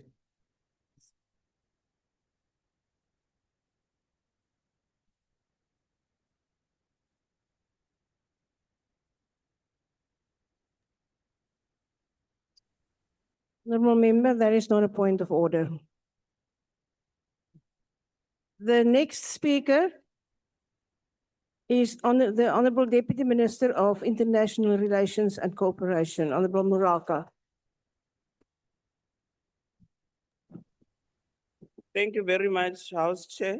Let me take this opportunity and pass my regards to the Honorable Minister of International Relations and Cooperation, Honorable Ronald Ozilamola, the Deputy Minister, Alvin Botes, and our Chairperson of the Portfolio Committee and the esteemed members of this august House. I think, Chairperson, from the utmost, let me take this opportunity and clarify some of the sentiments that were said here by honorable members that were not even factual. Just yesterday, when we celebrated Africa Day as a country, we had convened as the Justice and Crime Prevention Security Cluster and met with those that are concerned about issues of anti-foreigners sentiments. And we did meet yesterday with civil society movements and various political parties. I am really dismayed, honorable members, that those that are grandstanding here and claiming to be representing South Africans chose not to attend that important meeting on a very important day where we celebrate Africa Month. I need to assure the rest of the South African people that indeed the government of the South Africa is preoccupied with the issue of instilling law and order in the country. And no one is allowed to take the law into their hands and discriminate against our fellow African brothers and sisters. House Chairperson, the issue that I also want to emphasize about issues of African unity, I want to quote one of the African leaders and philosophers, Kwame Nkrumah, the son of the soil, who said the following about African unity: we must unite now or perish. We must recognize that our economic independence resides with our African Union and also requires the same concentration upon the political achievements. I think, Honorable Douglas, the issue that you said here is misguided and it lacks facts. The issue that the department is more about protocol issues and without addressing the socio-economic issues that are faced by our people. you need to understand that DERCO has got a program called economic diplomacy. It is through that program that we champion through our embassies abroad that we are able to register serious investment coming to our country, where they are leading to serious bankable projects that are contributing to the economic development of our country. We are also going to remind you, Honorable Douglas, that South Africa has recently hosted SA Investment Conference, where close to 900 billion worth of foreign direct investment was brought to the South African economy. So when you speak here, don't grandstand and speak without facts. Focus on what we do as a department and make it a point that you are factual. Honorable Minister, don't listen to these detractors who want to change your leadership style. Honorable want to- Deputy Minister, will you please take your seat? There's a point of order. The honorable member, please raise your point. Thank you, Chair. I raise on a point of order, Rule 92. The Deputy Minister must not address our member directly. She must speak through the Chair. Thank you. Thank you very much. Deputy Minister, will you please speak through the chair? Thank you very much, Chairperson. I need to indicate, House Chair, that South Africa remains fully committed to all the fundamental principles of African unity. We stand for peaceful and a united Africa. We stand for an African continent that is prosperous. We also stand for an African continent that occupies its rightful place amongst the world family of nations. House Chairperson, through various bilateral and multilateral platforms in which we participate in, will always continue to advocate for peace, unity amongst Africans. We'll do so whilst recognizing that it is through joint efforts by all states to make sure that we address the socio-economic challenges and the economic growth of our continent of Africa. Honorable Minister, it is only through your leadership that you managed to convince the foreign minister's retreat over the past weekend. And I need to assure the rest of the South African people that on the top of the agenda of that foreign minister's retreat was the whole issue on how can we deal with issues of regional economic transformation and integration. And those issues were really addressed. And these issues, House Chairperson, will go a long way in helping us to address this issue of migration that we continue to be faced with as a country.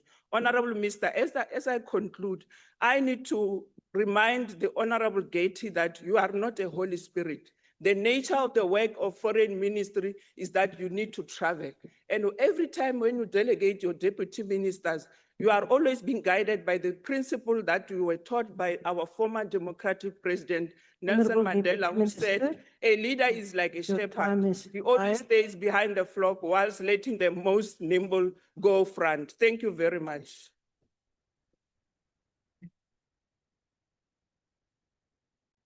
Thank you. The next speaker is Honorable Modisi Mpaya.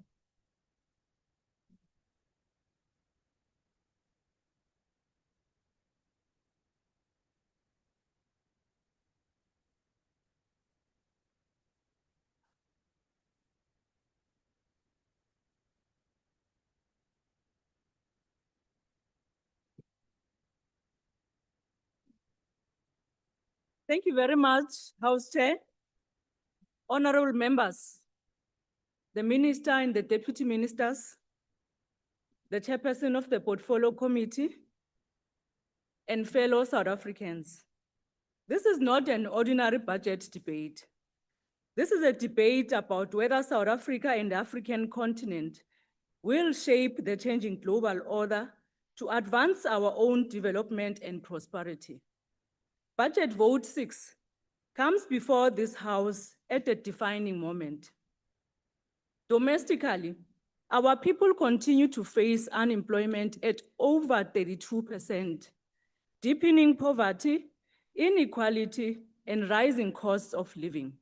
Millions of young South Africans are not asking about geopolitics. They are asking where the next opportunity or job will come from.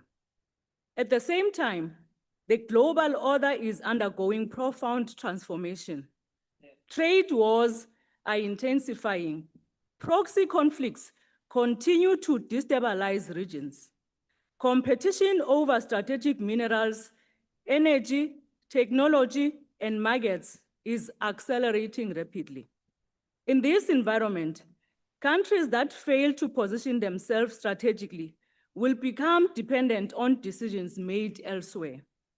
Those who control the economy of the future will shape the politics of the day. That is why this 7.2 billion allocation to DERCO is not a luxury expenditure. It is an investment in South Africa's economic recovery. It is an investment in sovereignty.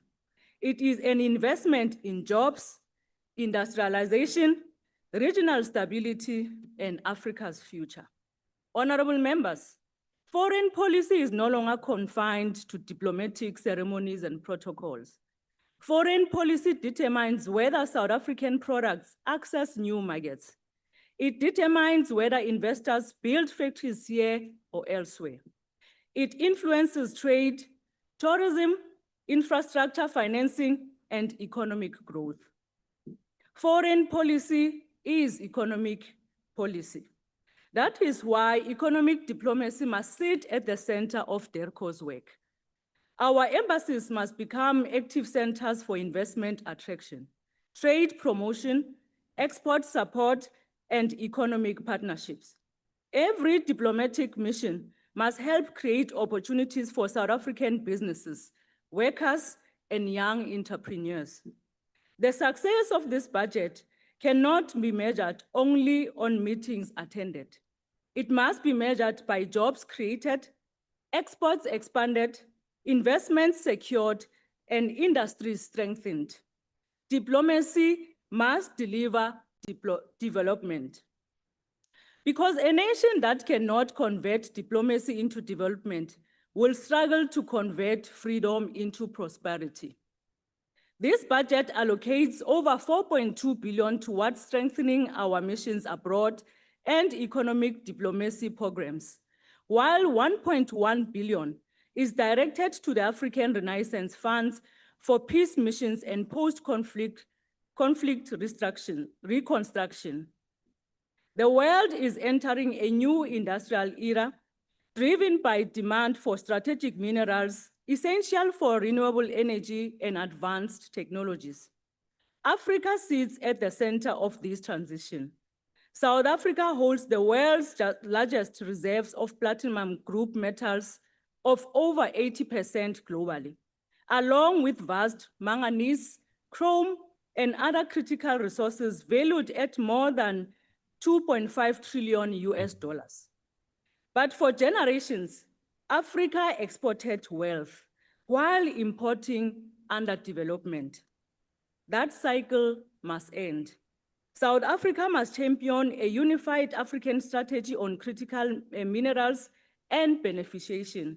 We cannot continue exporting raw materials while importing finished products and unemployment. Africa's minerals wealth must become the foundation for African industrial growth, innovation, and decent job creation. The future belongs not to countries that extract resources, but to those that manufacture, beneficiate, and industrialize. Regional integration remains essential to South Africa's long-term economic recovery. Currently, the intra-African trade stands at only around 15% of the continent's total trade, far below potential. The African Continental Free Trade Area presents Africa with a historic opportunity to deepen intra-African trade, strengthen regional value chains, and reduce dependence on external markets.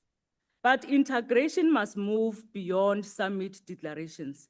It must be visible in rail corridors, ports, energy partnerships, transport infrastructure, and coordinated industrial development across the continent.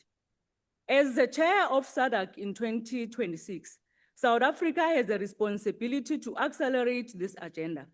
Projects such as the Lesotho Highlands Water Project Phase 2, with projected a cost of over 53 billion, and regional energy cooperation with Mozambique, Namibia, and the DRC are not simply infrastructure projects. They are instruments of economic transformation, water security for 26 million South Africans in Gauteng and surrounding Honorable provinces. member, your time has expired. Thank you.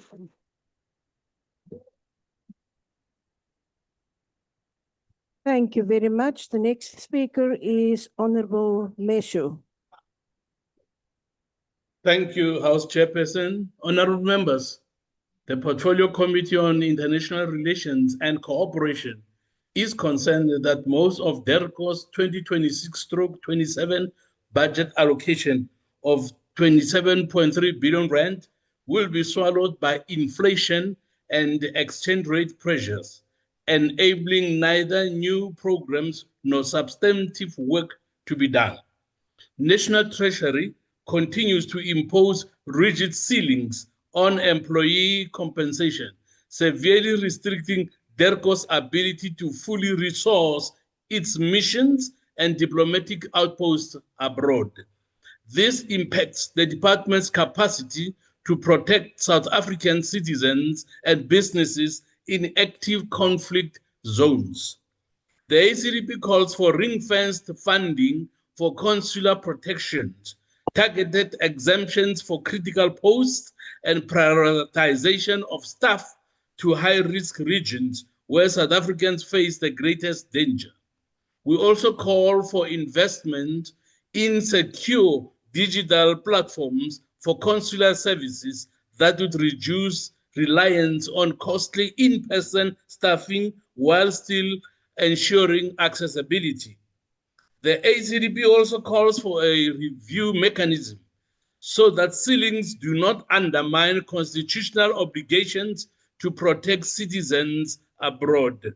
At the same time, we see significant underspending on missions and infrastructure, more than 1 billion rand in 2024-25 and irregular spending of 44.5 million rand. Around 60% of this budget is spent outside South Africa, where fluctuating exchange rates make it vulnerable. The ACDP urges Parliament to demand data on measurable impact with ethical consistency and transparency in global engagement. It must attract economic partners like the USA, not chase them away while we waste tens of millions on litigation that has been by a senior official publicly endorsing calls for South Africa to revive nuclear weapons. This budget still does not show clear measurable impact, strong anti-corruption action, nor respect for taxpayers. According to Auditor General reports, ongoing non-compliance severely delayed property maintenance, with some state-owned properties abroad unserviced for over a decade, and procurement violations have stalled capital projects. Delays in identifying service providers for required renovations and IT modernizations have repeatedly stalled capital asset spending. DERCO Honourable is member, severely your time has expired. Thank you, ma'am. Thank you. The next speaker is Honorable Zibi. No, it can't be. Okay. The next speaker is Honorable Kwanka on the virtual platform. Yeah, House Chair, I knew you were making a mistake. Thank you, House Chair. The Department of International Relations and Cooperation has been allocated about 7 billion rands for this current financial year. Yet the reality facing South Africa's embassies is nothing short of a national embarrassment. Some embassies have not been maintained in over 16 years. Officials are operating with collapsing infrastructure, outdated systems, and in some missions, visas are being issued by hand because systems have failed. Handwritten visas in 2026, and yet we're told that South Africa is a diplomatic giant. What kind of giant cannot even modernize its own systems? DERCO must engage the National Treasury urgently to renovate these missions and modernize ICT infrastructure because South Africa cannot claim leadership abroad while our own diplomatic houses are falling apart. But, honorable members, the deeper crisis is not only financial, it is ideological. South Africa is no longer respected on the African continent in the way it once was.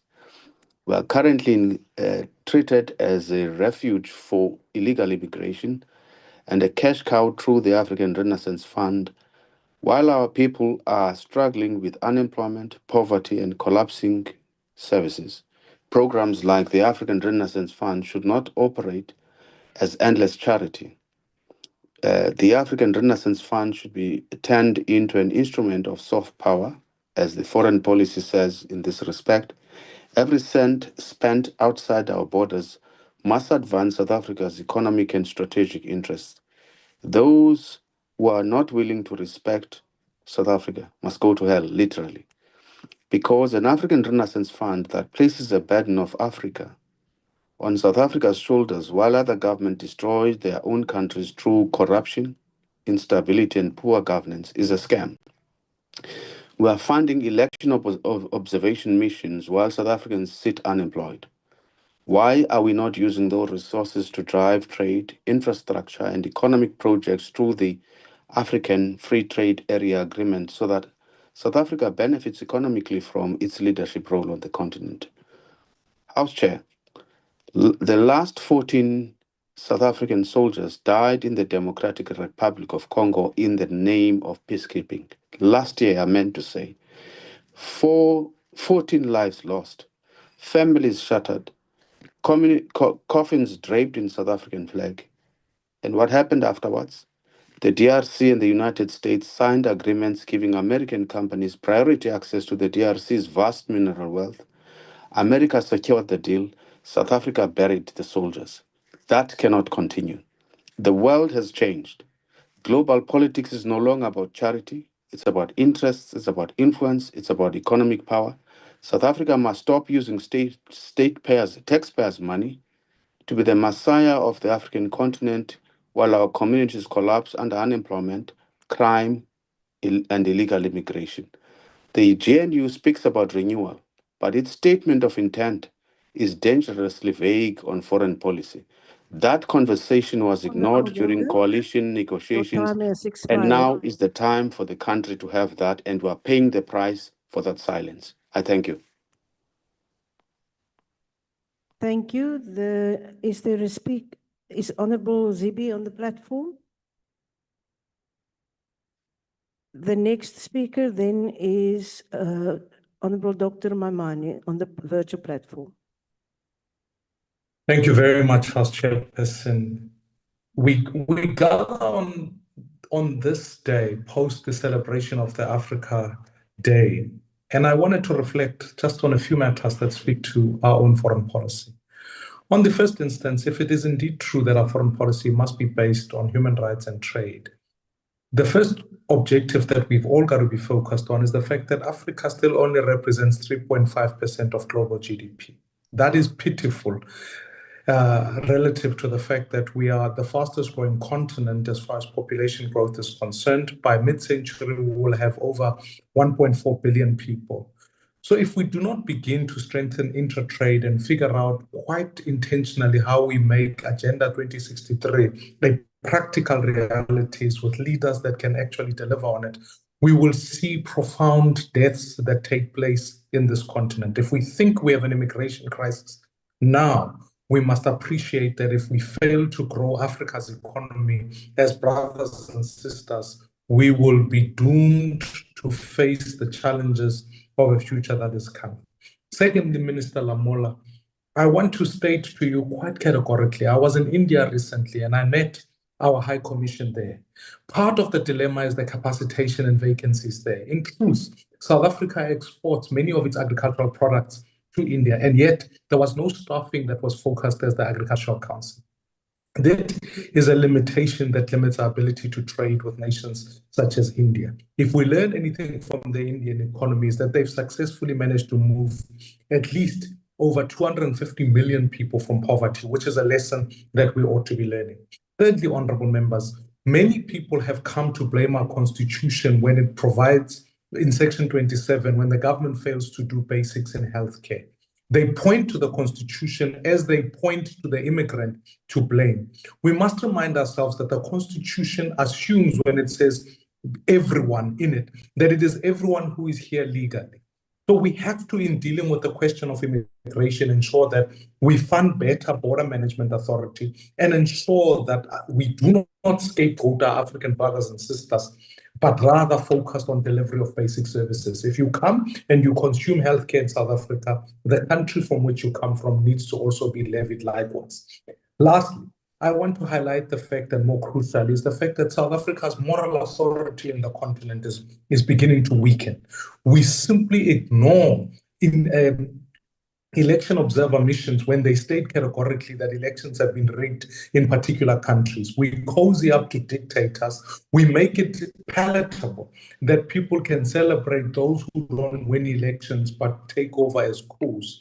This is something that we can ill afford. As Democrats, and South Africa as Democrats, we need to be fast in condemning those who are rigging elections. And I ask you, Minister Lamola, we need to oppose what President Mnangagwa is busy doing in extending his term of office midstream. We continue this practice where we ask people to vote. Your People are time going to has suffer. expired. Thank you very much, Speaker. Thank you very much. The next speaker is the Honorable Deputy Minister of International Relations and Cooperation, Deputy Minister Botha. Bothas. Honorable House Chair, Minister Lamola, Deputy Minister Thandi Moraka, Chairperson, Honorable Suprama Mopelo, the DG and his team, honorable members. Honorable Chetty, I suppose that the Democratic Alliance are duty-bound to use AI-generated speeches. But be it as it may, let me take you into confidence on what is the role of a Minister of International Relations and Cooperation. Firstly, of course, he's the chief diplomat on behalf of the President, who is the custodian of South Africa's foreign policy. So if you look at the UN member states, you have 193 UN member states. South Africa are obligated through the Minister of DIRCO to service all 193 member states of the UN. We do it, of course, via your 114 diplomatic missions, underpinned, Honorable Chetty, by what we call structured bilateral mechanism. That is both at the level of your binational commissions, your BNC, and your joint consultative mechanism through your JCM. That is bilaterally. Multilaterally, of course, the minister, our chief advocate, when you look at IORA, you look at ZOPACAS, you look at G77, China, you look at BRICS, across all three pillars, both political, security cooperation, financial and economic cooperation, your people-to-people mechanism. That is the key mandate of the Minister of DIRCO. So I thought I must maybe take you into confidence because those are the political detail which AI may have omitted from your speech, of course. Having said that, Honorable Douglas, the South Africa derived maximum value from BRICS. The fact that BRICS, if you look at BRICS as a bloc, are now exceeding 21% of our total trade. Here we speak about in excess of 830 billion rand just with BRICS. With your new development bank, we have been a chief recipient and a beneficiary of your new development bank. We speak about more than 11 projects across environmental, your infrastructure agreement in terms of SANRAL, etc. So we are a significant beneficiary. We speak about almost 90 billion rand that we derive value from our partnership in BRICS. But I also thought, honorable members, we have resolved on our intervention in the last administration under Dr. Pando and our solidarities with Dr. Pando for the attack that she have experienced recently, where we have executed a forensic investigation under the tutelage of our DG there was the processing of responsible officials, and there was a legal process. That is what we have done. So under the 7th administration, Minister Lamola have been able to run, of course, a very tight ship. Ladies and gentlemen, our absolute unequivocal solidarity, of course, with Cuba for the unilateral economic coercive embargo that has been leveled against the people of Fidel Castro. And I think South Africa, history will absolve us in relation to our continued solidarity. This is also the week of where we speak about, paying homage to the struggle of people on self-determination. So Honorable Douglas, we continue to champion, solidarity with the Palestine people through our ICJ case and a number of support to non-state actors, and our counsel to the Flotilla members that are en route back to South Africa. But we'll continue to appeal to MK to be more principled and not to subscribe to checkbook diplomacy in relation, for example, to auction to the highest bidder the lives, the souls of the people of the Western Sahara. So I thought it's a key and critical issue that I must raise, Honorable Chair. As I proceed, Madam Chairperson, can you just rewind my time? Will you please take a seat? My time, Honorable Chair. Honorable Deputy Minister, will you take your seat? Order, please. Sorry, can I? Order, please.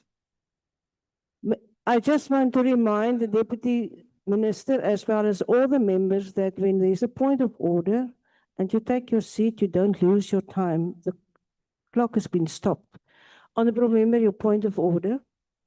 No, thank you. My point of order is that the speaker is misleading the House on MK and on what MK is doing. So as far as I'm concerned, it's actually the JNU and the ANC that put us in this situation. That is Honorable Chair. Honorable Member, They are actually the reason why our people are in poverty and are suffering, and why our people have to do things like that. Thank you, Mr. This is not a point of order. It's a point of debate, and you are not on the speaker's list. Honorable Deputy Minister, you can continue. Honorable Honorable Chairperson. Deputy Minister, please take your seat. Oh. There's another point of order. Sihlalo njengoba iGNU le ngapha ithanda iBRICS le iyayithanda iBRICS bazwana kuphi labantu mabahlukanisela lama blue lights noma kuphi nakuphi ngiyabonga Chair.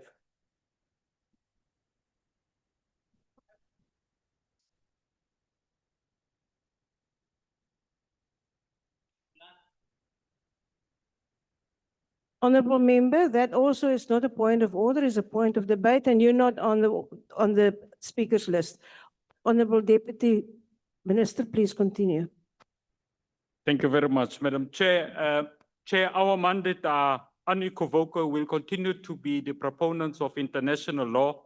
We'll continue to be the advocates of the transformation of the multilateral system. We'll continue to resist unilateral conduct, advance the African agenda, invest in our young people, and practically execute active non-alignment. Thank you very much, Honorable Chair.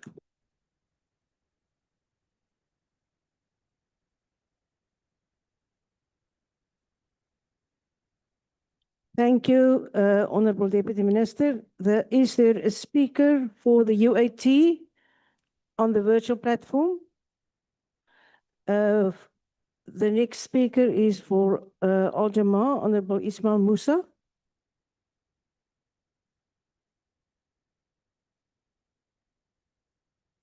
Thank you.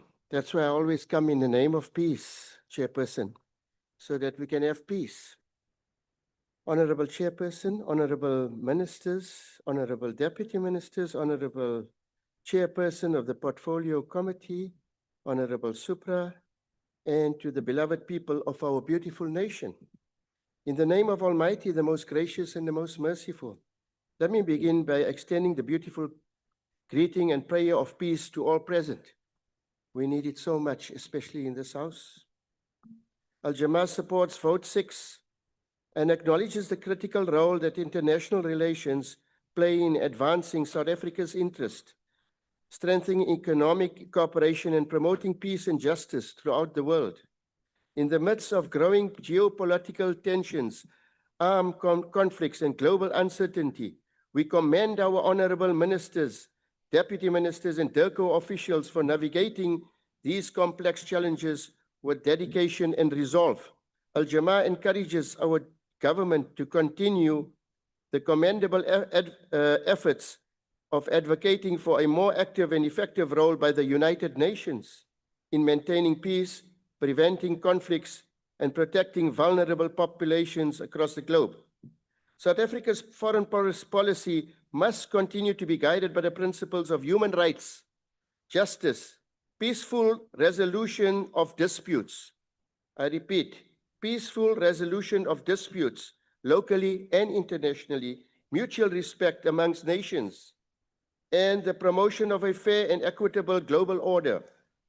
As a nation that emerged from the oppression of apartheid, South Africa carries a moral responsibility to stand with those who continue to face injustice, occupation, discrimination, and violation of human rights. We therefore commend our country's commitment to peace, dialogue, and international solidarity. At a time of growing global instability and economic uncertainty, we must strengthen strategic partnerships that attract investment, expand trade opportunities, promote tourism, and create jobs for our people. Our diplomatic missions abroad must continue to open new markets for South African businesses and contribute meaningfully to economic growth. We also call for greater cooperation amongst African nations to address poverty, unemployment, conflict, climate change, and food security. The future of Africa depends on unity, collaboration, and shared prosperity. As members of the Portfolio Committee, we believe effective oversight can only be achieved through regular cooperation, transparency, and meaningful participation. As a committee, we would highly appreciate the consistent presence and attendance of DIRCO officials and leadership at committee meetings. This will enhance accountability, improve communication, and enable the committee to effectively fulfill its constitutional oversight responsibilities. Honourable Member, A strong partnership your time between, has expired. thank you, peace in the world, prosperity at home. Malibongwe.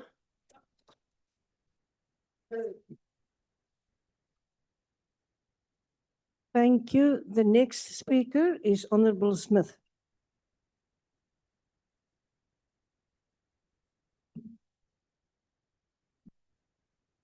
Honourable Chairperson, the debate on vote 6 for international relations and cooperation is one of critical importance because this ministry lies at the heart of South Africa's reform agenda, overseeing a department which is the outward face of the Government of National Unity's growth plan.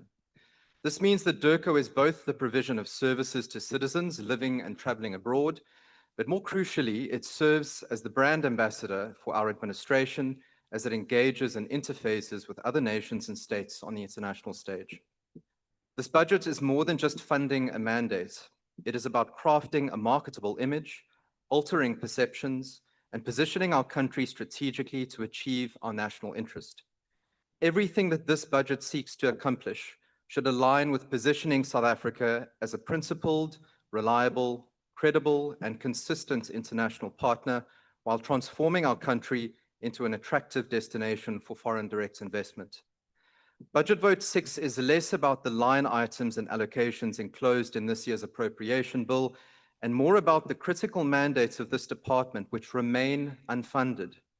One such mandate is the upkeep and maintenance of South Africa's foreign assets, namely our embassy buildings and properties, which house our foreign missions and diplomatic staff.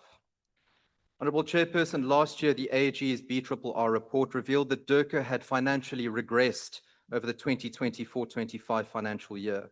And this regression is partly due to damning findings pertaining to DIRCO's asset management process, particularly the management of state-owned properties abroad for diplomatic use.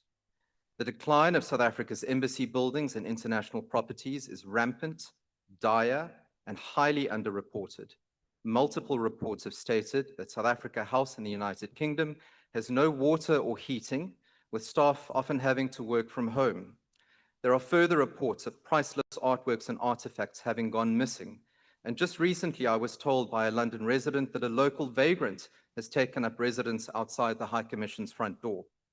In Mozambique, 5 to 6 staff members have to share one laptop.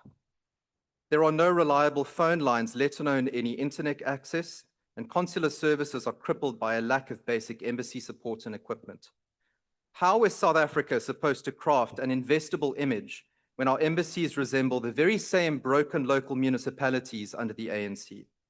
I wasn't aware that a revolutionary budget meant undermining our embassies and embarrassing our nation on the international stage.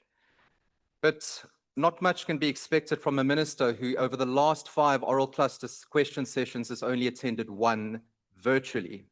You may be the chief diplomat, Minister Lamont, is not optional. Honorable Chairperson, while the mandate to maintain South Africa's foreign assets was works, there was no transfer of a budget, nor of any skills to carry it out. Essentially, South Africa's embassy buildings and foreign assets are not only in a state of disrepair, but in a state of financial limbo. We cannot keep debating the fluctuations of Vote 6 until a dedicated budget allocation is made to maintain our embassy buildings. This is not a luxury expense. It is the bread and butter of a functioning foreign service, and one which this department continues to ignore while its ANC ministers dish out money to their friends in Cuba and Venezuela. But Honorable Chairperson, Budget Vote 6 goes deeper than just unfunded mandates. This vote is existential to the entirety of the appropriation bill itself, because it is DIRCO that is responsible for attracting and facilitating foreign direct investment, creating jobs, growing the national fiscus through a sound economic diplomacy agenda. Quite simply, the size of every department's budget is partly decided by the political decisions taken in this ministry. But the minister's economic diplomacy agenda will continue to fail if it is choked by a domestic policy suite which repels the investment necessary to grow our economy. For as long as the ANC insists on promoting broad-based Black economic empowerment, the South African economy will never meaningfully grow and government budgets will continue to shrink. This ministry cannot tell the world that South Africa is open for Honourable business. members, Honourable Smith, can you please take your seat? I just want to remind all members in the chamber that you cannot drown out the speaker, and that is what you're doing at the moment. If you want to raise a point of order, put up your hand. Don't yell at me. Honourable members, I didn't ask you to yell out. I asked for each and everyone not to drown out the speaker. Honourable Smith, you can continue.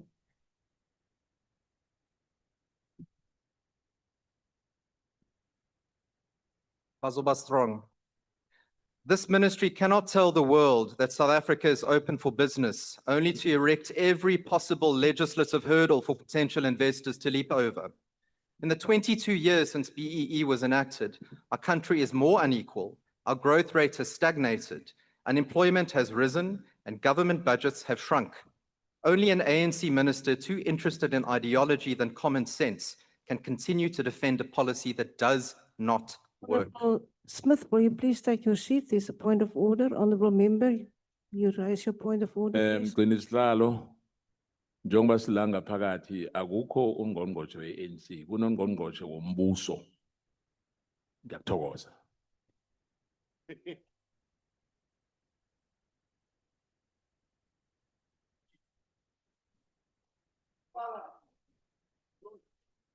Honourable member, there is no point of order, and as I previously ruled, it's not a point of order. Honourable Smith, you can continue.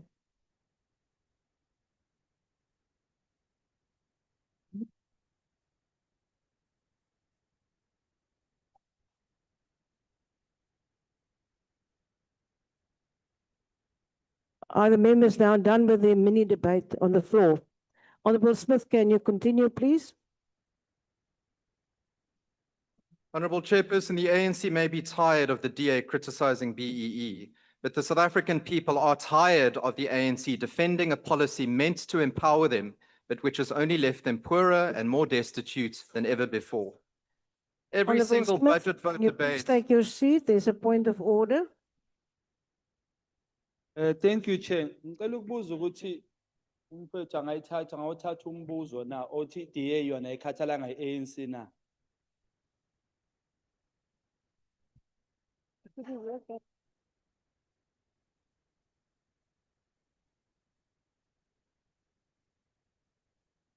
Honorable Smith, the point of order was the member request asked if you would like a question. I think interpretation was wrong. Okay. I said, can the member take a question whether that is DNA, Honorable, DNA or DNA? honorable DA member, not tired of ANC. sorry, honorable That was the member, question. if you raise your point of order, the correct way is you raise your point of order in asking, will the member take a question? You can't put the question with raise the question. I was just So the trying to honorable member explain. first have to answer before you can raise the question. Honorable Smith, are you prepared to take a question? Honorable Smith said he's not prepared to take the question. Honorable Smith, you may continue.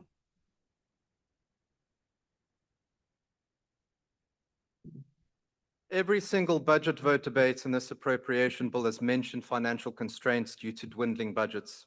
It is this ministry which holds the key to addressing this problem, but it requires sanity to trump blind ideology. The minister mentioned African countries taking bold policy steps for growth. When will South Africa do the same? If this ministry takes its mandate seriously, as per the GNU statement of intent, it will push for greater alignment between economic diplomacy and domestic economic policy. Until then, we will keep coming back year after year with less money for government services defended by ANC politicians with more money in their pockets. Thank you.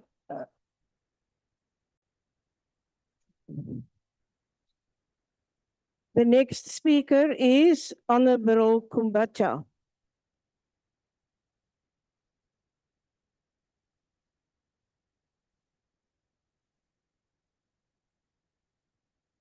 Honorable Chairperson, Honorable Minister, Honorable Deputy Ministers, the Honorable Chairperson of the Portfolio Committee, fellow South Africans. Let me also join the nation in congratulating Mapagani Amahle. Yes, thank you. I rise today in unwavering, unapologetic, and resolute support of Budget Vote 6. This budget is a declaration of South Africa's place in the world. It is a statement of our values, our sovereignty, and our enduring commitment to justice, peace, solidarity, and human dignity in an increasingly unstable global order. We meet at a moment of profound global uncertainty, honorable members. The international system is under immense strain. The ongoing devastation in Palestine, the prolonged conflict in Eastern Europe, the instability across parts of Africa, and the escalating tensions amongst major global powers have exposed the fragility of the current world order. Across the globe, militarization is intensifying and multilateral institutions are being weakened. And precisely at this moment, humanity needs cooperation. I think that's the most important thing we need right now. Yet, as history has shown time and time again, it is the developing world that bears the heaviest burden for crises it did not create. We are seeing rising food insecurity, energy instability, and disrupted supply chains, which are widening inequality and continue to deepen the divide between the global north and global south. But it is precisely in moments such as these that South Africa must stand firm, principled, and courageous. We remain committed to a progressive and independent foreign policy that advances peace, development, justice, and dignity for all humanity. Honorable members and fellow South Africans, this budget vote of 7.227 billion is a strategic investment in South Africa's sovereignty and also the continental leadership in our economic future. Diplomacy in the modern era must be developmental. It must create conditions for investment and industrialization. Our diplomatic missions abroad must become instruments for this to ensue. They must advance beneficiation, and they must strengthen partnerships that provide tangible outcomes for ordinary South Africans. Economic diplomacy is a central pillar of our foreign policy. The Department of International Relations and Cooperation must be properly capacitated to position South Africa and Africa aggressively within a changing global economy. As a portfolio committee, we have emphasized that our missions abroad must do more than fly the flag in our oversight efforts. They must build partnerships that deliver tangible results for our people, and we have observed that the department is making efforts to ensure that this happens. We need these missions for South Africa's growth. These missions are not there to exist merely, but they are here to ensure that South Africa grows to greater heights. Honorable members, let me continue by saying that in the 21st century, diplomacy needs to be transformative. And South Africa will continue to advocate for a just and truly multipolar world. Our solidarity with the people of Palestine and Western Sahara is not selective. It is deeply principled and informed by a painful history of oppression, dispossession, and struggle. The ARF is the African Renaissance and International Cooperation Fund. I repeat, it's the African Renaissance and International Cooperation Fund. At a time where the world is witnessing renewed attempts to isolate and punish nations that refuse to surrender their sovereignty, South Africa remains unwavering in its solidarity with the people of Cuba, a nation that shed blood for Africa's liberation and continues to endure unjust economic pressure for asserting its sovereignty and pursuing an independent developmental growth. Cuba supported us before 1994. Of course, some of you will have amnesia because that what we had before 1994 did not affect you. Cuba continues to support South African students, and continues to support students currently and even before Honourable 1994. member, will you please Cuba take your seat? There's a point of order.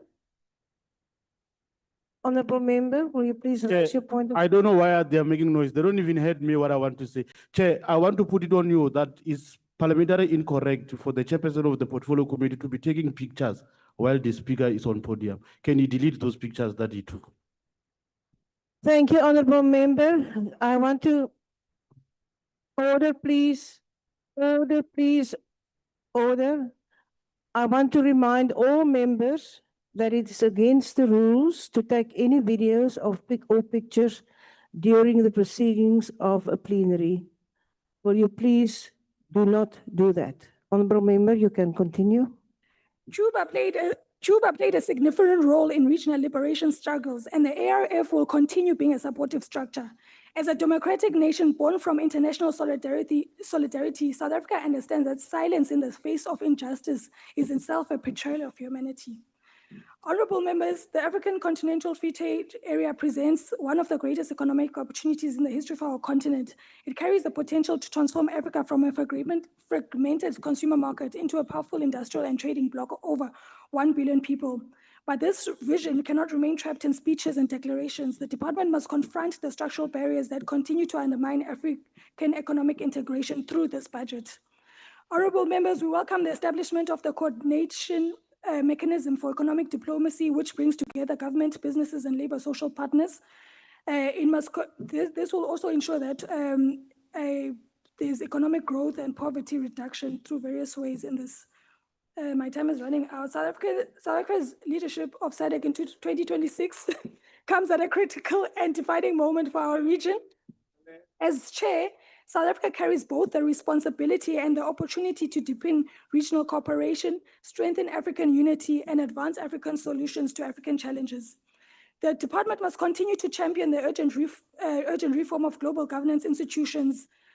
And lastly, honorable members and fellow South Africans, approving this budget is an affirmation of South Africa's commitment to peace, development, and Africa's unity and progressive internationalism. It is a declaration that South Africa will continue to engage the world with dignity, independence, moral clarity, and strategic purpose. Let us therefore pass this budget with confidence and conviction.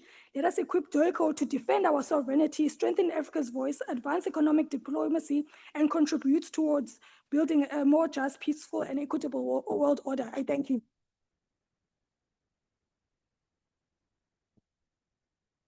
Thank you. Honourable members. Order, please. Order, please.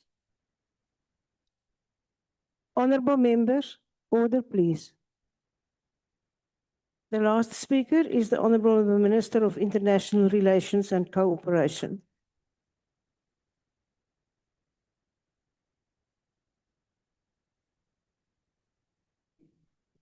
Thank you, Honorable House Chair and honorable members. My dates for accounting to Parliament must be agreed in synchrony with my diary and understanding of the nature of my responsibilities. If you see me here regularly and every day, you must call for me to be fired. because my work is in global platforms of engagements and bilateral relations, and also at multilateral platforms. As we speak, honorable members have raised a number of issues that are constructive, and some are not really helpful to take South Africa forward. But nonetheless, we have to engage with all the matters raised. In relations to the assets, we have noted the point made by Honorable Mahomapilo to engage with the PIC, and in the month of June, the department will do so. We will continue to ensure that we use these properties to the maximum, and we continue to infuse technology in our work to enable our embassies to be able to function. And we note the same concerns raised by honorable members in relations to all our properties across the globe, including technological innovation that must enable us to be efficient. And this is a challenge we share with all of you. We also agree that indeed our budget is not enough, but we can live with the little that we have and continue to advocate for the department to be allocated enough to be able to function optimally. We welcome the 2 trillion that the SARS has now been able to receive. It shows that there is efficiency, and in future, the challenges of budget constraints can be resolved for the Department of International Relations and other relevant departments. Honorable members, it is not true that the BRICS Bank or the Development Bank of BRICS has not been able to fund projects in our country. We have used amount from the BRICS Bank to resolve challenges in infrastructure, particularly in the network industries, rail, water, and other critical infrastructure projects to the tune of about $7 billion US. So we are, as a development partner within the BRICS family, we are one of the beneficiaries of this. Honorable members, again, as a country, we are being criticized by some of the GNU partners who are working with us that we are non-aligned. And we have continuously been consistent, Honorable Wren, that our active non-alignment has been very consistent. We've been clear, it has been anchored on the UN Charter, on the Human Rights Outlook, and we have done so across all the platforms in terms of our consistency in this regard. And we will not be deterred from doing so. Honorable Ryan has raised the most arguments that come from the MAGA movement in the US. And he has elevated these concerns of transformation in our country. And everyone in South Africa agrees and understands that BEE is a critical pillar of our transformation. It is in the Constitution of the Republic, and all our transformation efforts are fully anchored on our constitutional democracy. We know that in the US, the MAGA movement is very clear to attack Black people. We know what they stand for. They stand against the human rights of women and the LGBTQI communities. Is driven by a particular ideology.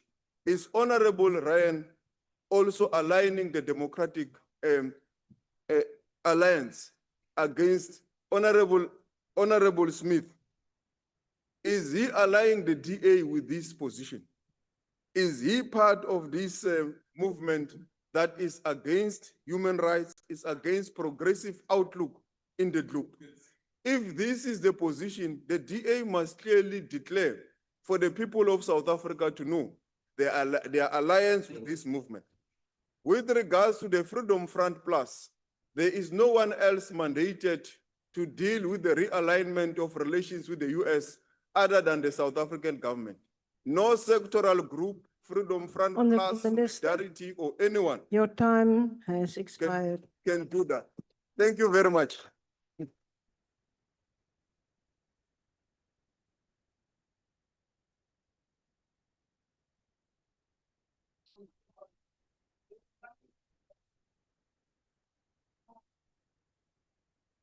Order, please.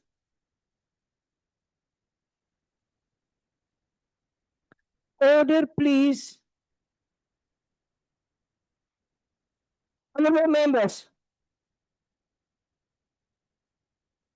Order, please.